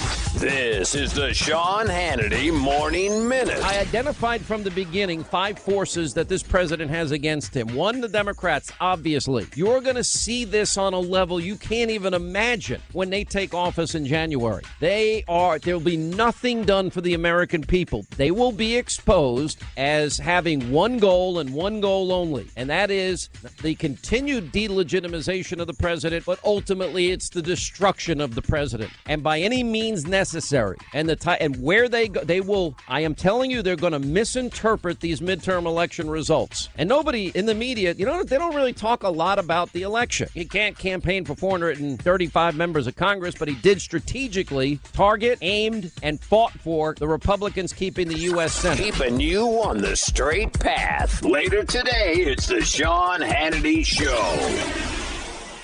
Hey, if you or a loved one struggles with leg or foot cramps, you've got to try TheraWorks Relief. Now, this non-greasy foam is proven to relieve muscle cramps fast, and with daily use, TheraWorks Relief can prevent muscle cramps. So that means you can get a full night's sleep or do the activities you love without any worry. TheraWorks Relief is my choice for preventing and relieving muscle cramps. Get TheraWorks Relief today in the pain relief aisle at Walmart, CVS, Rite Aid, Walgreens, or just go to the website, TheraWorksRelief.com. The holiday is just weeks away, but there's still time to get your home guests ready with custom blinds from our friends at Blinds.com. And right now, through November the 28th, get up to 45% off everything by using the promo code Hannity, and you get an additional 5% off site-wide. Now, it's never been easier to update your window treatments and impress everyone over the holidays. Go now, get up to 45% off. Promo code Hannity, get an additional 5% off site-wide. Blinds.com, promo code Hannity. Rules, restrictions apply. The intersection at Line Avenue and Kings Highway is dealing with some slow-moving traffic right now, and we have some backed-up traffic on Airline Drive near Green Acres Boulevard in Bossier City. If you have anything to report to us, please give us a call at our Planet Fitness Traffic Hotline, 687-ROAD. It is 7:59 and 101.7 FM, 710 KEEL, AccuWeather, Weather Channel forecast. Things change rapidly in this industry. Weather Channel forecast, mostly sunny today and warmer, high near 70. Right now, 41 at KEEL. breaking news and trending talk. This is 1017 FM and 710 KEEL. KEEL, Shreveport.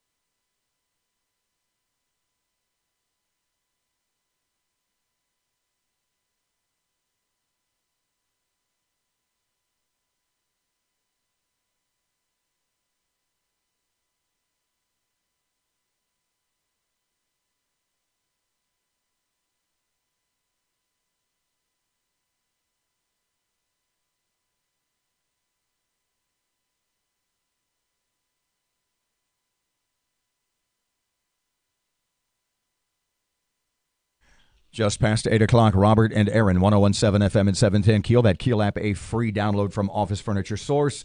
And Miss Erin has local news getting ready right now. We're going to be talking more about the mayor's race this hour. The governor's planning to fund $43 million in additional projects, but it might be put on hold.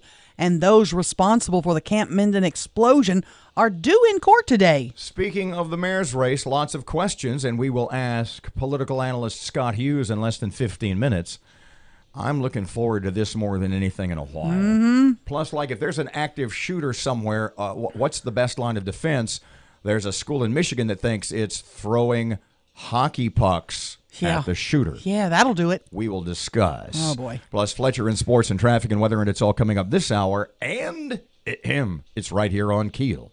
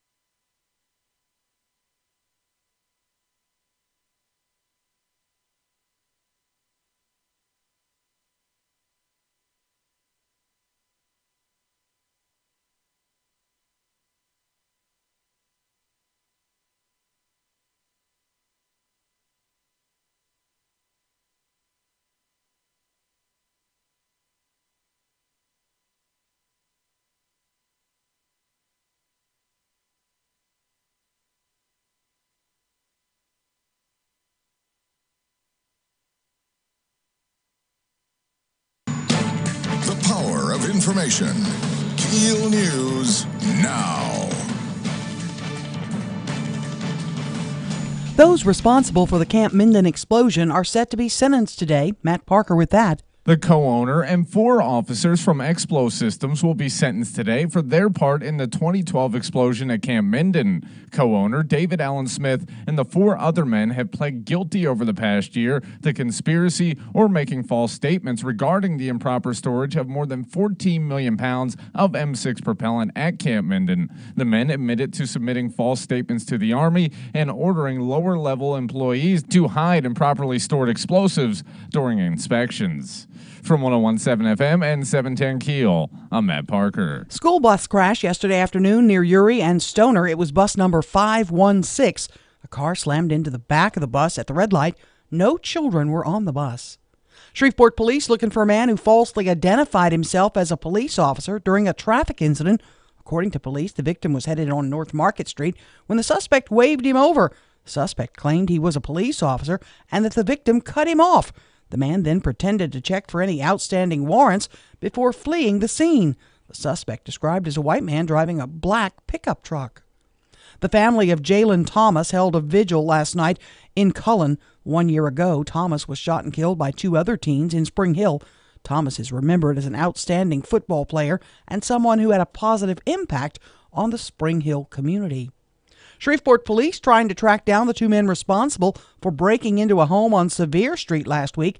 According to investigators, the duo forced their way into the home and stole several items, including a firearm. A man gets shot, then arrested in Bossier. According to police, Alexander Dennis called Bossier police after suffering a gunshot wound to the foot. Dennis told investigators he was shot by another man. However, after an investigation, officers determined Dennis shot himself. He's charged with filing a false police report. Governor Edwards' plans to fund $43 million in additional projects are on hold after Representative Cameron Henry put a stop to the Revenue Estimating Committee's plan to improve the revenue forecast. Henry says he disagreed with the REC's projections that the state's revenue situation has improved. We have an issue with our income tax. We have an issue with our corporate income tax, the dollar amount, whether we're going to owe some refunds. We have issues with the price of oil, yet everybody wants to start spending more money. Henry calling for the REC to wait a few months to get a clearer picture of our state's finances. Louisiana sees many productions around the state for TV shows and motion pictures. Now a recently released film, Green Book, is getting attention for possibly being an Oscar contender. Executive Director of Louisiana Entertainment, Chris Stelly, says there are many opportunities to see new content right now that features the Bayou State. There's a lot of opportunities and options for people to either go to the theaters and see Green Book or stay in their house and stream it on Hulu or check out the networks. Stelly says many of the communities around the state have the aesthetic that many filmmakers are looking for. Republican U.S. Senator Cindy Hyde-Smith returning to Washington as a solidly loyal Trump supporter. He campaigned for her during her Senate runoff against Democrat Mike Espy. She won the Tuesday's voting. A man goes on his first hang gliding ride in Florida. Well, the pilot forgot to strap him in, and yes, he fell. He was able to grab the control bar and the pilot's leg. He's going to be okay. I'm Erin McCarty on 101.7 FM and 710 KEEL.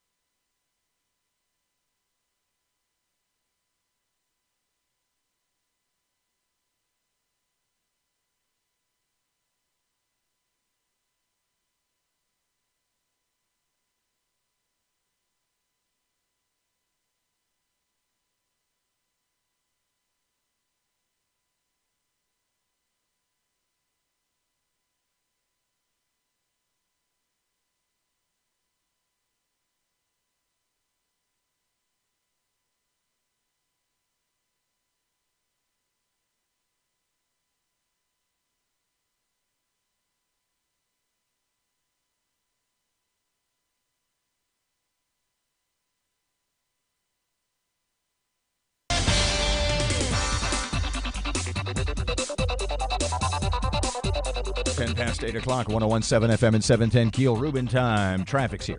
Looking right now at some slow-moving traffic on East 70th Street near Dixie Gardens Drive. And we're still looking at some heavy backed-up traffic on I-20 westbound near Spring and Market. It's backed up past Airline Drive right now. If you have anything to report to us, please give us a call at our Planet Fitness Traffic Hotline, 687-ROAD. Milder today, mix of clouds and sun. It'll be a bit breezy this afternoon with a lake wind advisory in effect. Winds could gust at times up over 20 miles per hour this afternoon. Highs upper 60s. Increasing clouds overnight, upper 50s. Cloudy tomorrow, milder, slight chance of showers. Highs mid 70s. I'm meteorologist Ken Boone at the Weather Channel.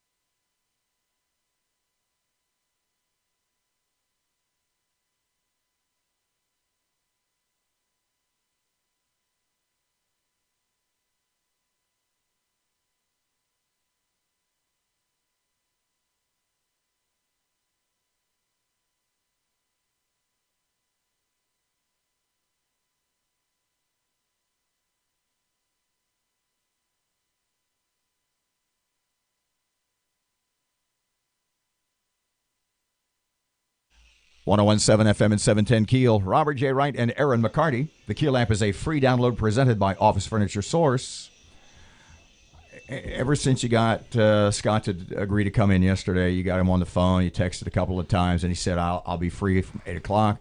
And I said, this is a lot of great stuff today. Yeah. Political analyst Scott Hughes is here. Erin, first thing she said off the air was, keep it on the radio, Erin. First thing she said to Scott was, I texted, I emailed them both, and they haven't gotten back to me yet. Yeah, I've offered them time on the radio between Why? now and election. Neither one's answered me. Why would that be, Scott? What do you read into that? Well, I think we're looking at a race that may be over. You know, when you look at the numbers. Okay. And I don't know what either can really do to change the trajectory. I think Ollie would have to swing for the fences. That's not in her nature. I think Adrian has a tremendous advantage. He doesn't need to make mistakes. The role has reversed from 4 years ago when, remember, Miss Tyler didn't do anything in the runoff. She didn't appear in anything. Swing for the fences. I know. Swing for the fences. What do you mean? What I mean and what Erin means, why swing for the fences are two different things. Gut shots? When Erin says... Below the belt shots? When Erin says Ollie's swinging for the fences, I lived here, I worked here, I paid taxes, I had a job. And I said, that's not swinging for the fences. That's... to say that I am is not swinging for the fences. Is that bunting? Playing hardball politics is saying he didn't. I did, and you've got to mention by name. And that's not in her nature. Well, I'm a baseball fan, so I'll use a baseball analogy. When you're in the lead, you can play small ball. You can bunt, you can move runners over, you can play traditional, safe baseball. Ollie, in her career, I don't think she's ever played from behind. When you're behind in baseball, you have to go up and try to hit the home run. Yeah. And if you look at the raw numbers, we had a 48% turnout, almost 49% turnout. 60,000 people voted. If you look at the second round, that turnout may fall to 30%. It may fall below 30%. Early voting numbers that are across the state are way down for the second round. Right. So if we come in at 30%, which I think would be a reasonable hot target, maybe a ceiling for the second round, if Adrian Perkins' voters who voted the first time, 17,000 plus of those voters, if they just come back to the polls, and I feel the Adrian Perkins voter is motivated. They feel momentum. If the same people who voted on the primary come back the second time and turnout's 30%, he wins. It's over. Okay. That's how high. So wait a minute. Wait. I've got to ask you. Go ahead. What when you say she's got to swing for the fences? If she's in this room with you, Scott Hughes, and you say, we got 10 days left, Mayor, you have got to attack him on A, B, C, D, or E, or you've got to do this, what do you tell her to do? I don't know what she can do. And that's the problem, because like I said, if you stick with that first analogy, if all of his voters just come back and turnout falls to traditional levels, he wins. So when you look at I don't think she can go get new voters. She's going to have to turn some of those 17,000 people that voted for Adrian. She has to give them a reason not to vote for Adrian. People who've already pulled the lever have to be given a reason not to vote for him. So when we say swing for the fences, you've talked about this for several days, Robert. I think you have to do more than say, I owned a home, I have a job. I think, and unfortunately, and it's politics and it gets negative, you have to go after the other candidate and you have to give someone a reason not to vote. And in this case, not to vote for someone they already voted for. Okay, so there are, and I talked about this the last couple of days. Right now, there seems to be, whether it is concerted or not, that's your opinion. That's the opinion I want to get from you. But right now, there's like these three groups. There's Democrats who say that Adrian is really a Republican.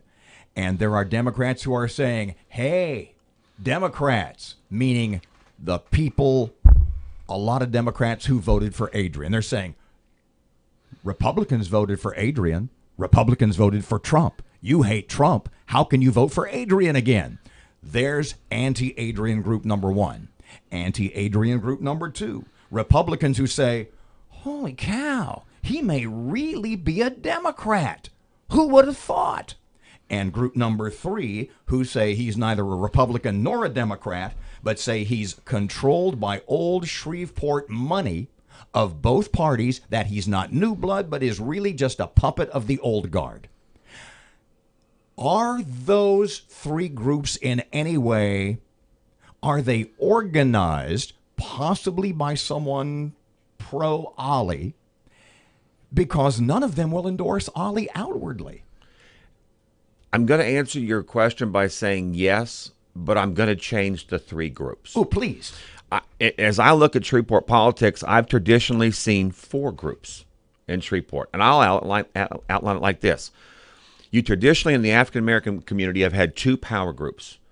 You've had what's now called the Cedric Glover, Alphonse Jackson traditional branch of African-American politics. Sure. And you've had the Greg Tarver branch of African-American politics. You also have had the Republican Party as an organized branch of politics. And then you have this fourth group, this mythical money people, the old money, the smart money. That elected Hightower. And is that accurate? They move. I don't think you can put them on any ideology. Mm-hmm. They just always seem to be with the winner. And so as I look at the four groups, that's the four groups of Shreveport politics. So as I look at this race, what do I see? I see three of those four groups have strangely, in the last week or two, aligned themselves together to seemingly oppose Mr. Perkins, as you were saying. Which three? Which three? Well, you clearly see the Cedric Glover camp, the Alphonse Jackson camp. Mm-hmm. They're not happy. Ironically, you see the other African-American power base represented by Mr. Tarver. Mm-hmm. He's certainly not happy. You've had him on this show. It even seems personal with Mr. Tarver. And then now you see a growing trend of the Republican, both through the Republican chairman, Louis Avalon, through Leo Savage, and we'll see tomorrow, I guess, what Mr. Talaferro does. There's rumors he may endorse Ms. Perkins. So, Ms. Tyler. So when you see the three traditional power groups in town going for the person they all campaigned against for the last 6 months, what's going on? And now they're trying to say, oh, it's this other group behind the tree, to use the old Huey Long, analogy, that you should be scared of. What I'm seeing, and I'll just put it in new context, I'm seeing the voter is upset with Shreveport politics. They're upset with those three traditional power groups. Those three traditional power groups have lost power. The African-American community is going to wake up and didn't support the winner if Perkins wins. Mm-hmm. The Republicans are going to, for the fifth or sixth time in a row, not have influence in City Hall, and suddenly they're coming together to go to Miss Tyler. And I think when you look at some of the numbers, I think you're seeing what the voter is doing. The voter, and we talked right before I came on about, you were talking about a safe bet. We're talking about a safe bet. Miss Tyler's a safe bet. If you want to go with Miss Tyler, it's like investing in a money market account. You might get 1% return on your interest. You know what you're going to get with Miss Tyler, good or bad. The power brokers, when she was elected, I mean, they were firmly in her camp. Pardon me just a second. That fourth group you talked about. Hold the thought till we get back. We got to go. Remember your question. I told you this was going to be awesome, didn't I? More with Scott Hughes just a couple of seconds away, 19 past 8 o'clock. 101.7 FM 710 KEEL. Here's Ruben. Still keeping an eye on that slow-moving traffic on I-20 westbound near Spring and Market. And we have some heavy backed-up traffic on Benton Road just north of Green Acres Boulevard in Bossier City. If you have anything to report to us, please give us a call at our Planet Fitness Traffic Hotline. That's 687-ROAD. Milder today, mix of clouds and sun. It'll be a bit breezy this afternoon with a lake wind advisory in effect.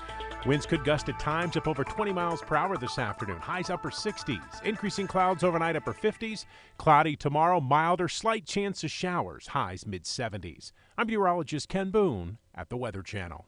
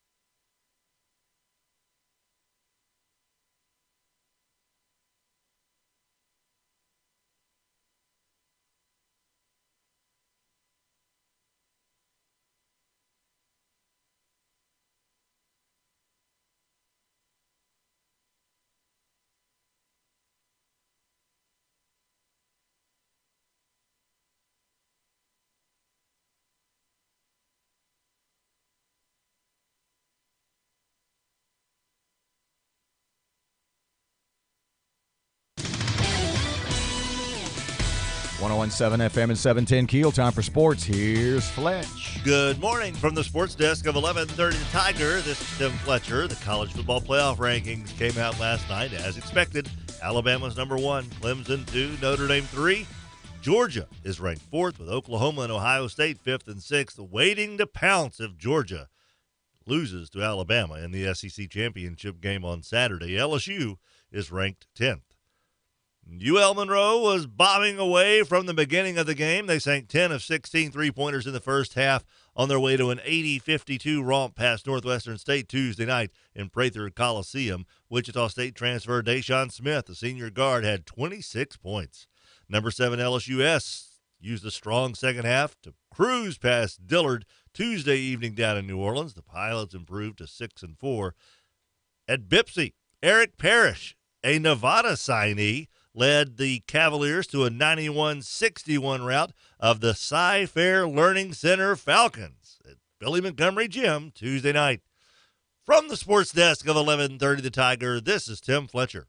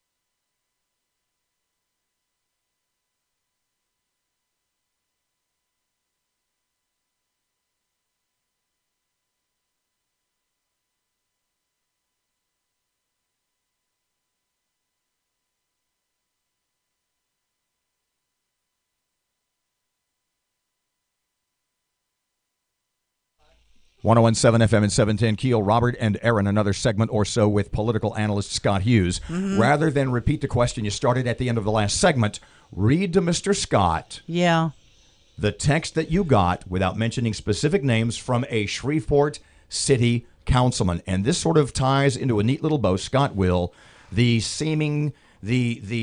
connected or not connected by diverse organizations and groups sudden criticism of Perkins. They have lost power.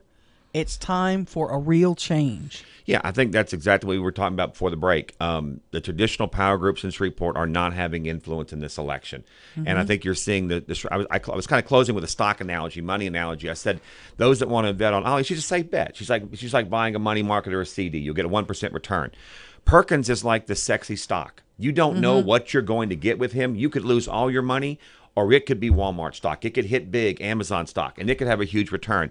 And I think the Shreveport voter is looking at this and saying, I don't really care. First, there's no Republican in the race for the runoff. I think the voters looking and saying, I don't really care about these old power groups. I'm looking at the next generation, and I think that's why you're seeing so much tension in the market right now. You're seeing a shifting of power, not political parties, a shifting of power. If Perkins gets to the mayor's seat, yes, there may be some people behind him. We've all heard that and seen that, but they've been behind everybody that's held office for 20 years around here.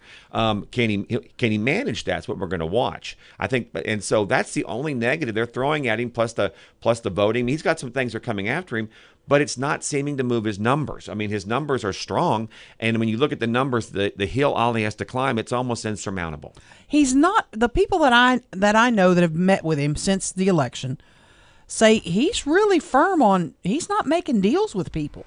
He's not saying, hey, if you bring this group to the table, I'll give you this or I'll do that. He's kind of saying, I'm going to get my team together. I'm going to get a transition team up and going, and we're going to do what's best for the city. Does that tell you something? I mean, these people that are the power brokers think they're buying him? Well, it tells me that he understands the text you just got. He understands that this is a shift in political paradigm in the city. Should he win, Ms. Tyler can still win. But should Perkins win, it's going to signal a shift in political paradigm. And so I think he gets that. I think he wants to, if he gets there, he wants to get there clean. And then he wants to be judged on what he does in his 4 years. Ms. Tyler can be judged on her last 4 years. They're there. The record's there. He wants to see if he can get there and can he do something clean. And I think he understands where the numbers are. I think he understands what I told you. If his voters just come back to the polls, he wins this. Just to clarify, what you're telling me is that the old guard of either party would rather see the old guard of another party win rather than a new guy. I'm not off the mark there, am I? Well, parties are funny. Parties make their money often by attacking the other party. And we're on 710 Keel. I'll go to Rush Limbaugh. Rush Limbaugh's numbers are way higher when a Democrat is in office. And he can spend 4 years just attacking the president. And it's in many ways, politics are weird. If you're the Democrats, the two Democrat power bases, you're going to wake up and not have a mayor. That's bad for your political future. It could be over, from long term. There's a new sheriff in town, to use the old analogy, on the Democratic side, on the African-American side. On the Republican side, you are looking at the potential that if this guy wins, he could be at least a two-term mayor if he stays around. That's one thing people question. So you're looking at a shift that could ultimately kill the Republican Party. Golly, and he'd be 40. You're looking at a guy that might swing for the fences and succeed, and that would be the death blow to the Republican Party. They would be better off with Ms. Tyler and another 4 years of her because they've done nothing but attack her for 4 years. Okay, what has she... we got to go to break. Can you hold the question? Let me type it down because I'll forget it. Okay, ask the question out loud. Scott will remember. He's young and has a memory. What has our incumbent mayor done so wrong that has her in such a political mess? Ooh, good question. More with Scott Hughes in just a couple of seconds. 29 past 8 o'clock, 1017 FM, 710 Keel. Miss Erin has local news up next. Here's Ruben. Still keeping an eye on that slow-moving traffic on I-20 westbound near Spring and Market. And we have some heavy backed-up traffic on Benton Road just north of Green Acres Boulevard in Bossier City. If you have anything to report to us, please give us a call at our Planet Fitness Traffic Hotline. That's 687-ROAD. Milder today, mix of clouds and sun. It'll be a bit breezy this afternoon with a lake wind advisory in effect. Winds could gust at times up over 20 miles per hour this afternoon. Highs upper 60s. Increasing clouds overnight, upper 50s. Cloudy tomorrow, milder, slight chance of showers. Highs mid 70s. I'm meteorologist Ken Boone at the Weather Channel.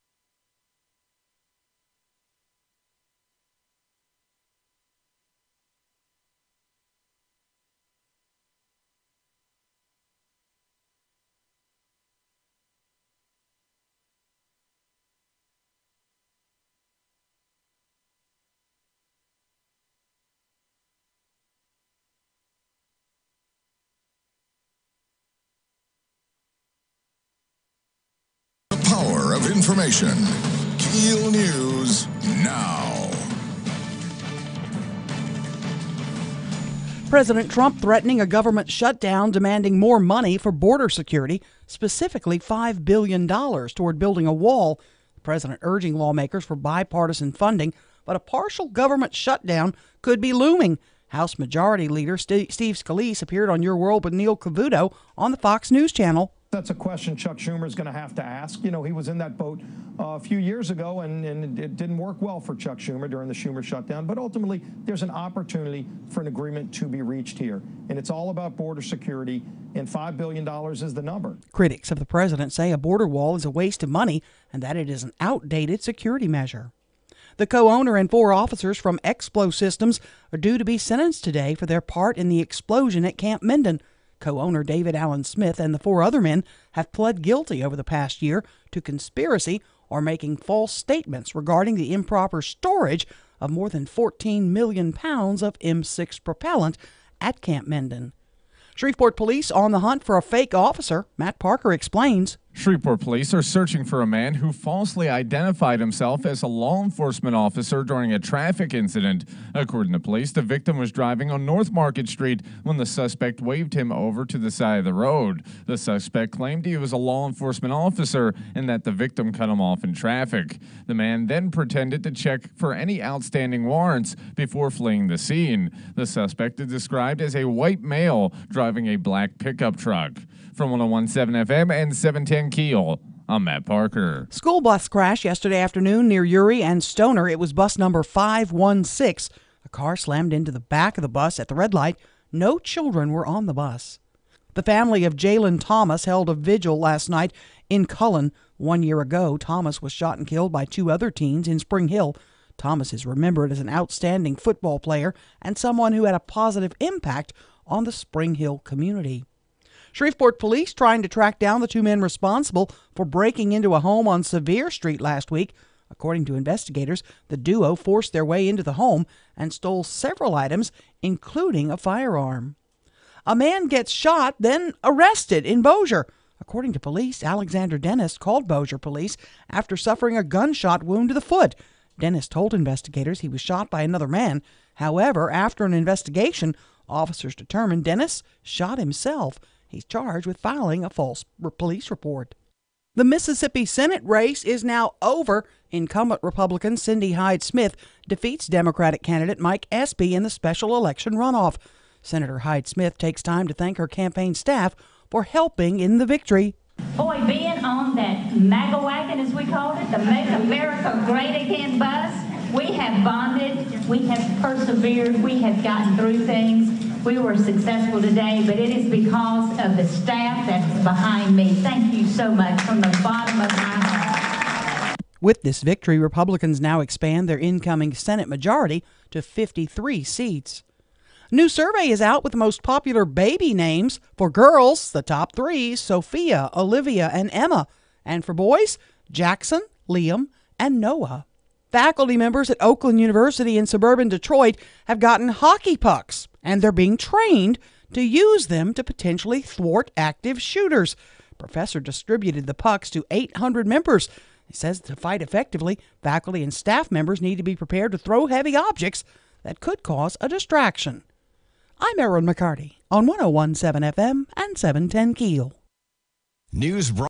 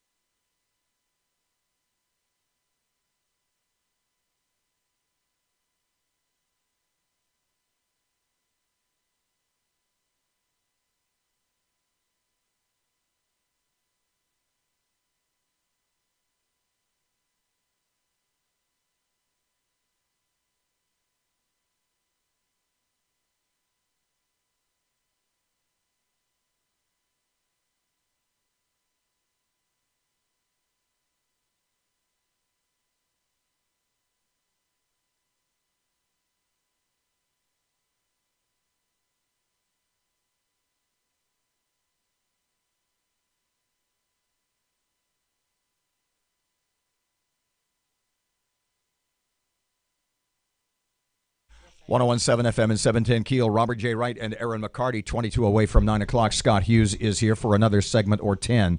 We're on time to the chair. An endorsement. Oh, wait, you've got your question. I wrote it down. Okay, go ahead. Scott Hughes, what has our incumbent mayor done so wrong that has her in such a political pickle? It's a great question. I think I said it a few minutes ago. When you hire Ollie Tyler, what you believe you're getting is that safe investment. You're getting that competent leadership. You're getting competent manager. I think if she's guilty of one thing, that her moniker of competent manager got tarnished. Her police chief turned out to not be a good choice. The crime went up. Her management of the water and sewer department, not just one issue, several issues over multiple years. And I think originally and a lot of this may go back to the previous mayor. I don't know. I haven't looked at it. She tried to pin it on Mayor Glover. But after a while, when you're the manager, people started saying, but you're in charge now.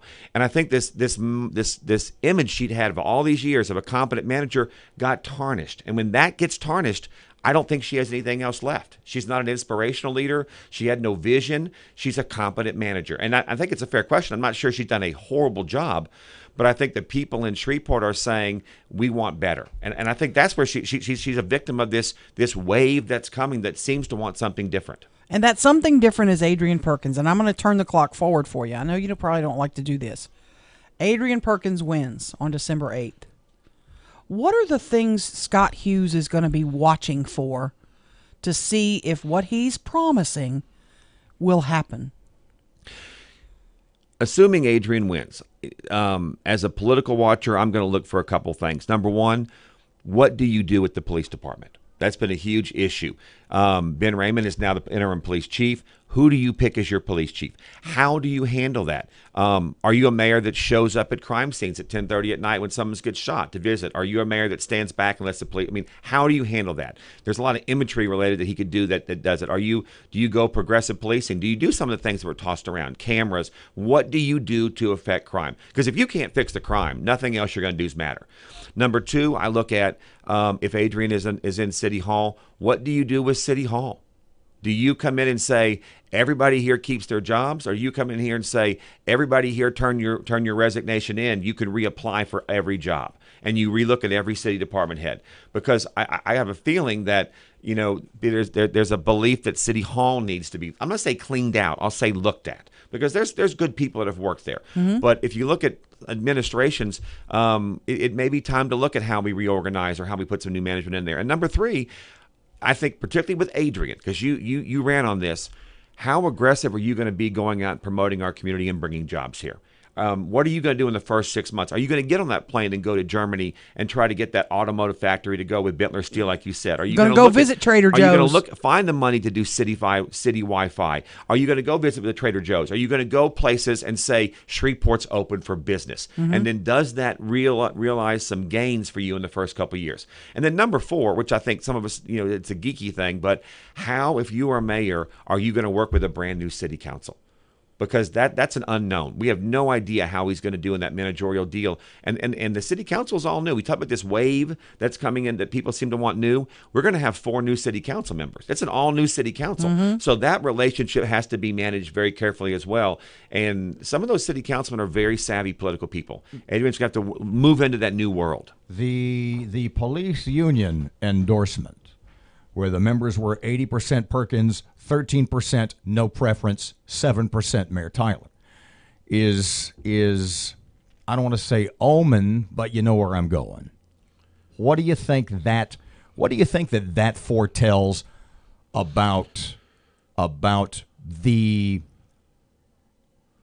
God, I lost my train of thought. What do you think that says about law enforcement's thoughts about the current administration and how they, meaning she, has dealt with the police department? I think it's fair to say the police department's not been happy with the last 4 years. When you look at policing, there's different models. Pardon me, but 80%. It was overwhelming. I mean, it's a strong message. And I heard over 30% of the people voted. It was a good vote, Mm-hmm. from a police union. And many know that they petitioned years ago for the right to do this, sure. To be able to endorse. I think it sends a strong message that they certainly don't like the current administration. But if you're looking from a policing, I don't think they've liked the style of policing. I don't think they've liked. You hear terms about their hands being tied. You hear terms about not being able to go out and actually enforce the rules. We've heard terms about there's a policy now they can't chase anybody. We've heard these things, and so I think that I'm not a law and order guy, but one thing that I've heard is that the police are looking for a leader. They're looking for a policing program that's going to let them do their job. I think many police officers I talk to, they feel they're getting a bad rap for all the crime because they don't think it's necessarily their fault as the police. Mm-hmm. They think that they're not getting some of the backup they need from City Hall. They think they're not getting the backup they need in personnel and equipment. And that's why I think when we talked a second ago, I think that's the first thing Adrian's got to look at. How and what can he do within the limitations he has as the mayor if he wins to affect this crime situation? Third place finisher Jim Taliaferro expected to make an endorsement tomorrow. I was kind of surprised when Leo Savage did. What does it benefit Taliaferro to endorse either candidate? And do you have any insight on who he might go with? I don't have an insight. I'd rather just wait and see what Taliaferro does. If I were Mr. Taliaferro, I'm sure I'd endorse in this race. The numbers seem to indicate, and I had another set of numbers. I looked at the precincts. If you look at the 10 largest precincts where the R vote, Savage and Taliaferro together, the 10 largest precincts, they accounted for the total 4,600 votes in those precincts, which is large. That's 4,600 outstanding Republican votes in 10 precincts. In those precincts, Mr. Perkins got 2,145 votes. Ms. Tyler got 619. Perkins outpolled Ms. Tyler 3.5 to 1 in those top 10 Republican precincts. So to go endorse Ms. Tyler in what looks to be a race where she may be the loser doesn't make sense to me for either candidate. Mr. Savage already did it, and I think he's received a lot of criticism for that, both within the party and from his former supporters. And so at this point, if Mr. Talaferro does the same thing, I don't see where that's a win, nor do I see where it helps Ms. Tyler. I think we're back to this power structure. Interesting point. You don't think it helps Ms. Tyler? Give me a couple more sentences on that. I don't think if Mr. Talaferro comes out and says, I think Ollie Tyler is the best person, I don't think it brings hardly any of his votes. I think the people that vote are independent today. There was a time years ago when people didn't do their own research. People counted on leaders. They counted on church people, union people, party leaders. I think today with the internet, with radio shows, with everything, meet the candidates, I think people make up their own minds. I don't think endorsements matter as much. And I don't think endorsements definitely matter in a race when, when there's not, if there was a Republican candidate and Republican people were endorsing the Republican candidate, I think that might matter. My sense was that the Savage endorsement was just as hollow, yes? I don't think it probably didn't move 10% of his voters. Help me, Scott. Last question, promise. I may go vote early. I have a lot to do on the 8th. I need you to help me. I want to know which candidate I should vote for. And my problem is I don't know which one I trust more, and I don't know which one I believe more. How do I what is your advice for getting to a comfort level with either one of them? I'm an analyst. I'm not an advisor. Right. And so I'm very uncomfortable with telling anyone who to vote for. Sure. I'll back up to the analogy I used, about 20 minutes ago. I'd look at it as a stock investment. When Ms. Tyler, you have a 4-year mayor history, you have a multi-year superintendent history, and overall you have a lifetime history of her being a public servant in Caddo Bossier. So you can look at her service in the schools, her service at the state school system, and her service as the mayor. You know what you're going to get with her. She's the CD, the money market. With Mr. Perkins, you don't know. He's a stock. What are you investing in? You sound like an anti-Perkins guy when you say that. No, I mean, if you like stock, I think he could be a good investment. If you like your money being safe, Miss Tyler can be a good investment. And I don't want to sound like a pro or an anti anybody, because I'm going to tell you what I see right now is the citizens of Shreveport want to invest in a hot stock. That was the message of election night. I think that's going to be the message of this runoff. I think Mr. Perkins is going to win this, not just win it. I think he's going to win it easily. But you asked a different question, who you should vote for. And I think you should vote for whichever one makes you comfortable. There will be there will be a significant number of people that don't vote. There will be some people that roll off, is the term people use, and that's acceptable. If you're not comfortable voting, some people won't vote. But at the end, these are the two choices you have, and I would encourage everyone to make the choice they feel the most comfortable with. Do you expect any real negative nastiness in this last 10 days? Really going for the jugular by either of them? I really don't. Miss Tyler has, regardless of what you think about her politically, she's an outstanding lady.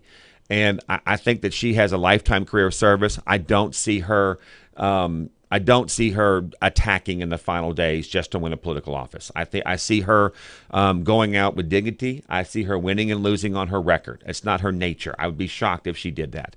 On the flip side, I don't think Mr. Perkins does not have to. He seems to have the structural advantage in the race. And B, there's another fine line he has to walk. As a young African-American male, he has to be very careful how he would attack an African-American woman. In the African-American community, that's very serious. You've had Mr. Tarver on here, Senator Tarver, and you've asked him questions about Miss Tyler. And the only thing he will say is, she's a fine lady. Greg understands that in the black community, you don't go after an African-American woman. And then you have the whole respect your elders. He is a younger generation. She's an older generation. And a lot of what we're seeing is generational. People talk about this white power base, old money behind Perkins. And I think some of it's there. But a lot of the supporters I see for Perkins are the people he went to school with at Captain Shreve. I see orthodontists and realtors and bankers and just regular people in his campaign, and they're looking for something different. This is an old guard, new guard political deal, and I think both candidates understand that, and I think you'll see a fairly there'll be shots taken. They're certainly going to try to position, but I don't think you're going to see any haymakers come out in the last several weeks. Scott Hughes, political analyst. Great stuff as always, my friend. Thank you so much. 101.7 FM, 710 KEEL traffic update just ahead of Your Money Now. Brought to us by Barksdale Federal Credit Union. Here's Ruben. The intersection at Line Avenue and Piermont Road's dealing with some slow-moving traffic right now. And we have some traffic delays on East Texas Street near Old Minden Road in Bossier City. If you have anything to report to us, please give us a call at our Planet Fitness traffic hotline. That's 687-ROAD. KEEL Weather Channel forecast. Awesome today. Mostly sunny and warmer near 70. Right now, 48 at KEEL.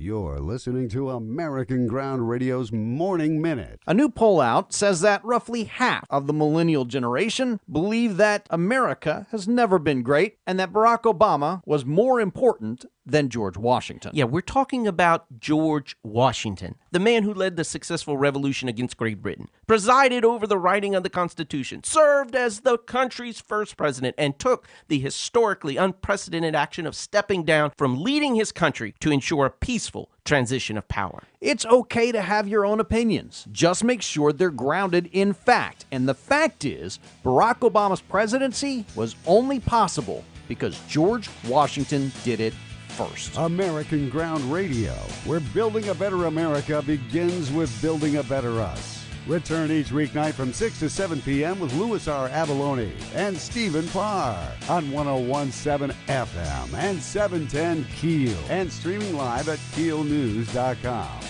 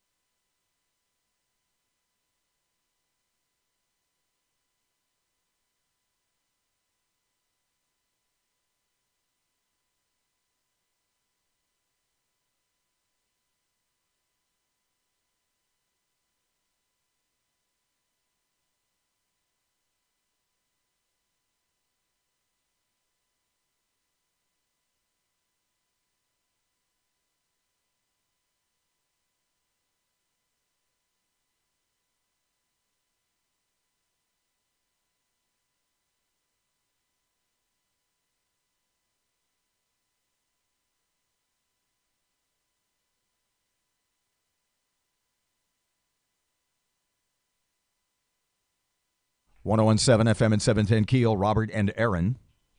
KEEL app is a free download from Office Furniture Source. And I mention that because it could get you WWE tickets for Sunday night. Quickly explain to folks how. All you have to do is download the KEEL app on your phone and then turn on the notifications. And beginning tomorrow, we'll be sending you an entry where you can just sign up real quick, and we'll be sending out notifications. What if I've already got the app? What if I've had it then for... Then you're good. You'll get if you've got the notifications on, you'll be getting the entry, and you could be winning tickets to the WWE Sunday, which, of course, features Ronda Rousey. That's exactly how she talks. KEELnews.com is the website, and you have a post up about the Saints and the Cowboys, and you have basically decided that your heart and soul belongs to the New Orleans Saints. Love the Saints. What does it say? What kind of results are you getting? Should the SBC root for the Saints or the Cowboys? And right now, the Saints are leading in the way it's turning out. These two teams play Thursday. All I'm hearing from everybody is Cowboys, America's team. Got to remember, the Saints are Louisiana's team. That's a Louisiana team. We pump millions of dollars into that team. And local is all that matters. Of course. Right from the horse's mouth. Back tomorrow morning, 6 till 9, 101.7 FM, 710 KEEL. Here's Kim Commando. Have you heard of neobanks? It's a digital bank that has no physical branch. And get this, no fees. Kim Commando with your Wednesday Consumer Tech Update, brought to you by BePrepared.com. What you need when you need it. Visit BePrepared.com/Kim. I call them the disruptors, innovative ideas that challenge the old way of doing things.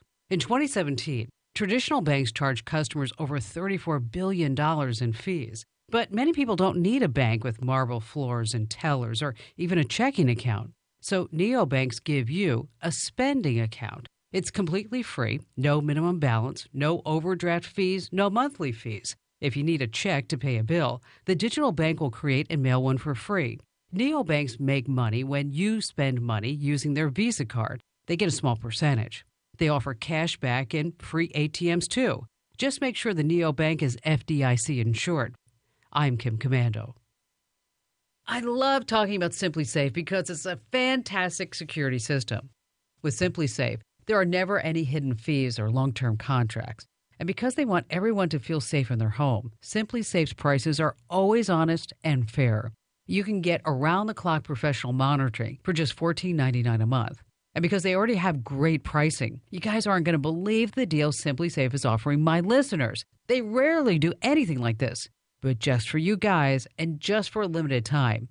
Order any SimpliSafe security system and get 25% off your entire order. That's right, order now, and you'll get 25% off any SimpliSafe system. Just go to simplysafekim.com. Make sure to use that URL so they know I sent you. And hurry! This offer has been extended until December 2nd. You don't want to miss it. That's simplysafekim.com to save 25% off your home security system. simplysafekim.com. The intersection at Line Avenue and Piermont Road's dealing with some slow-moving traffic right now. And we have some traffic delays on East Texas Street near Old Minden Road in Bossier City. If you have anything to report to us, please give us a call at our Planet Fitness traffic hotline. That's 687-ROAD. Milder today, mix of clouds and sun. It'll be a bit breezy this afternoon with a lake wind advisory in effect. Winds could gust at times up over 20 miles per hour this afternoon. Highs upper 60s. Increasing clouds overnight, upper 50s. Cloudy tomorrow, milder, slight chance of showers. Highs mid-70s. I'm meteorologist Ken Boone at the Weather Channel. Breaking news and trending talk. This is 101.7 FM and 710 KEEL. KEEL, Shreveport.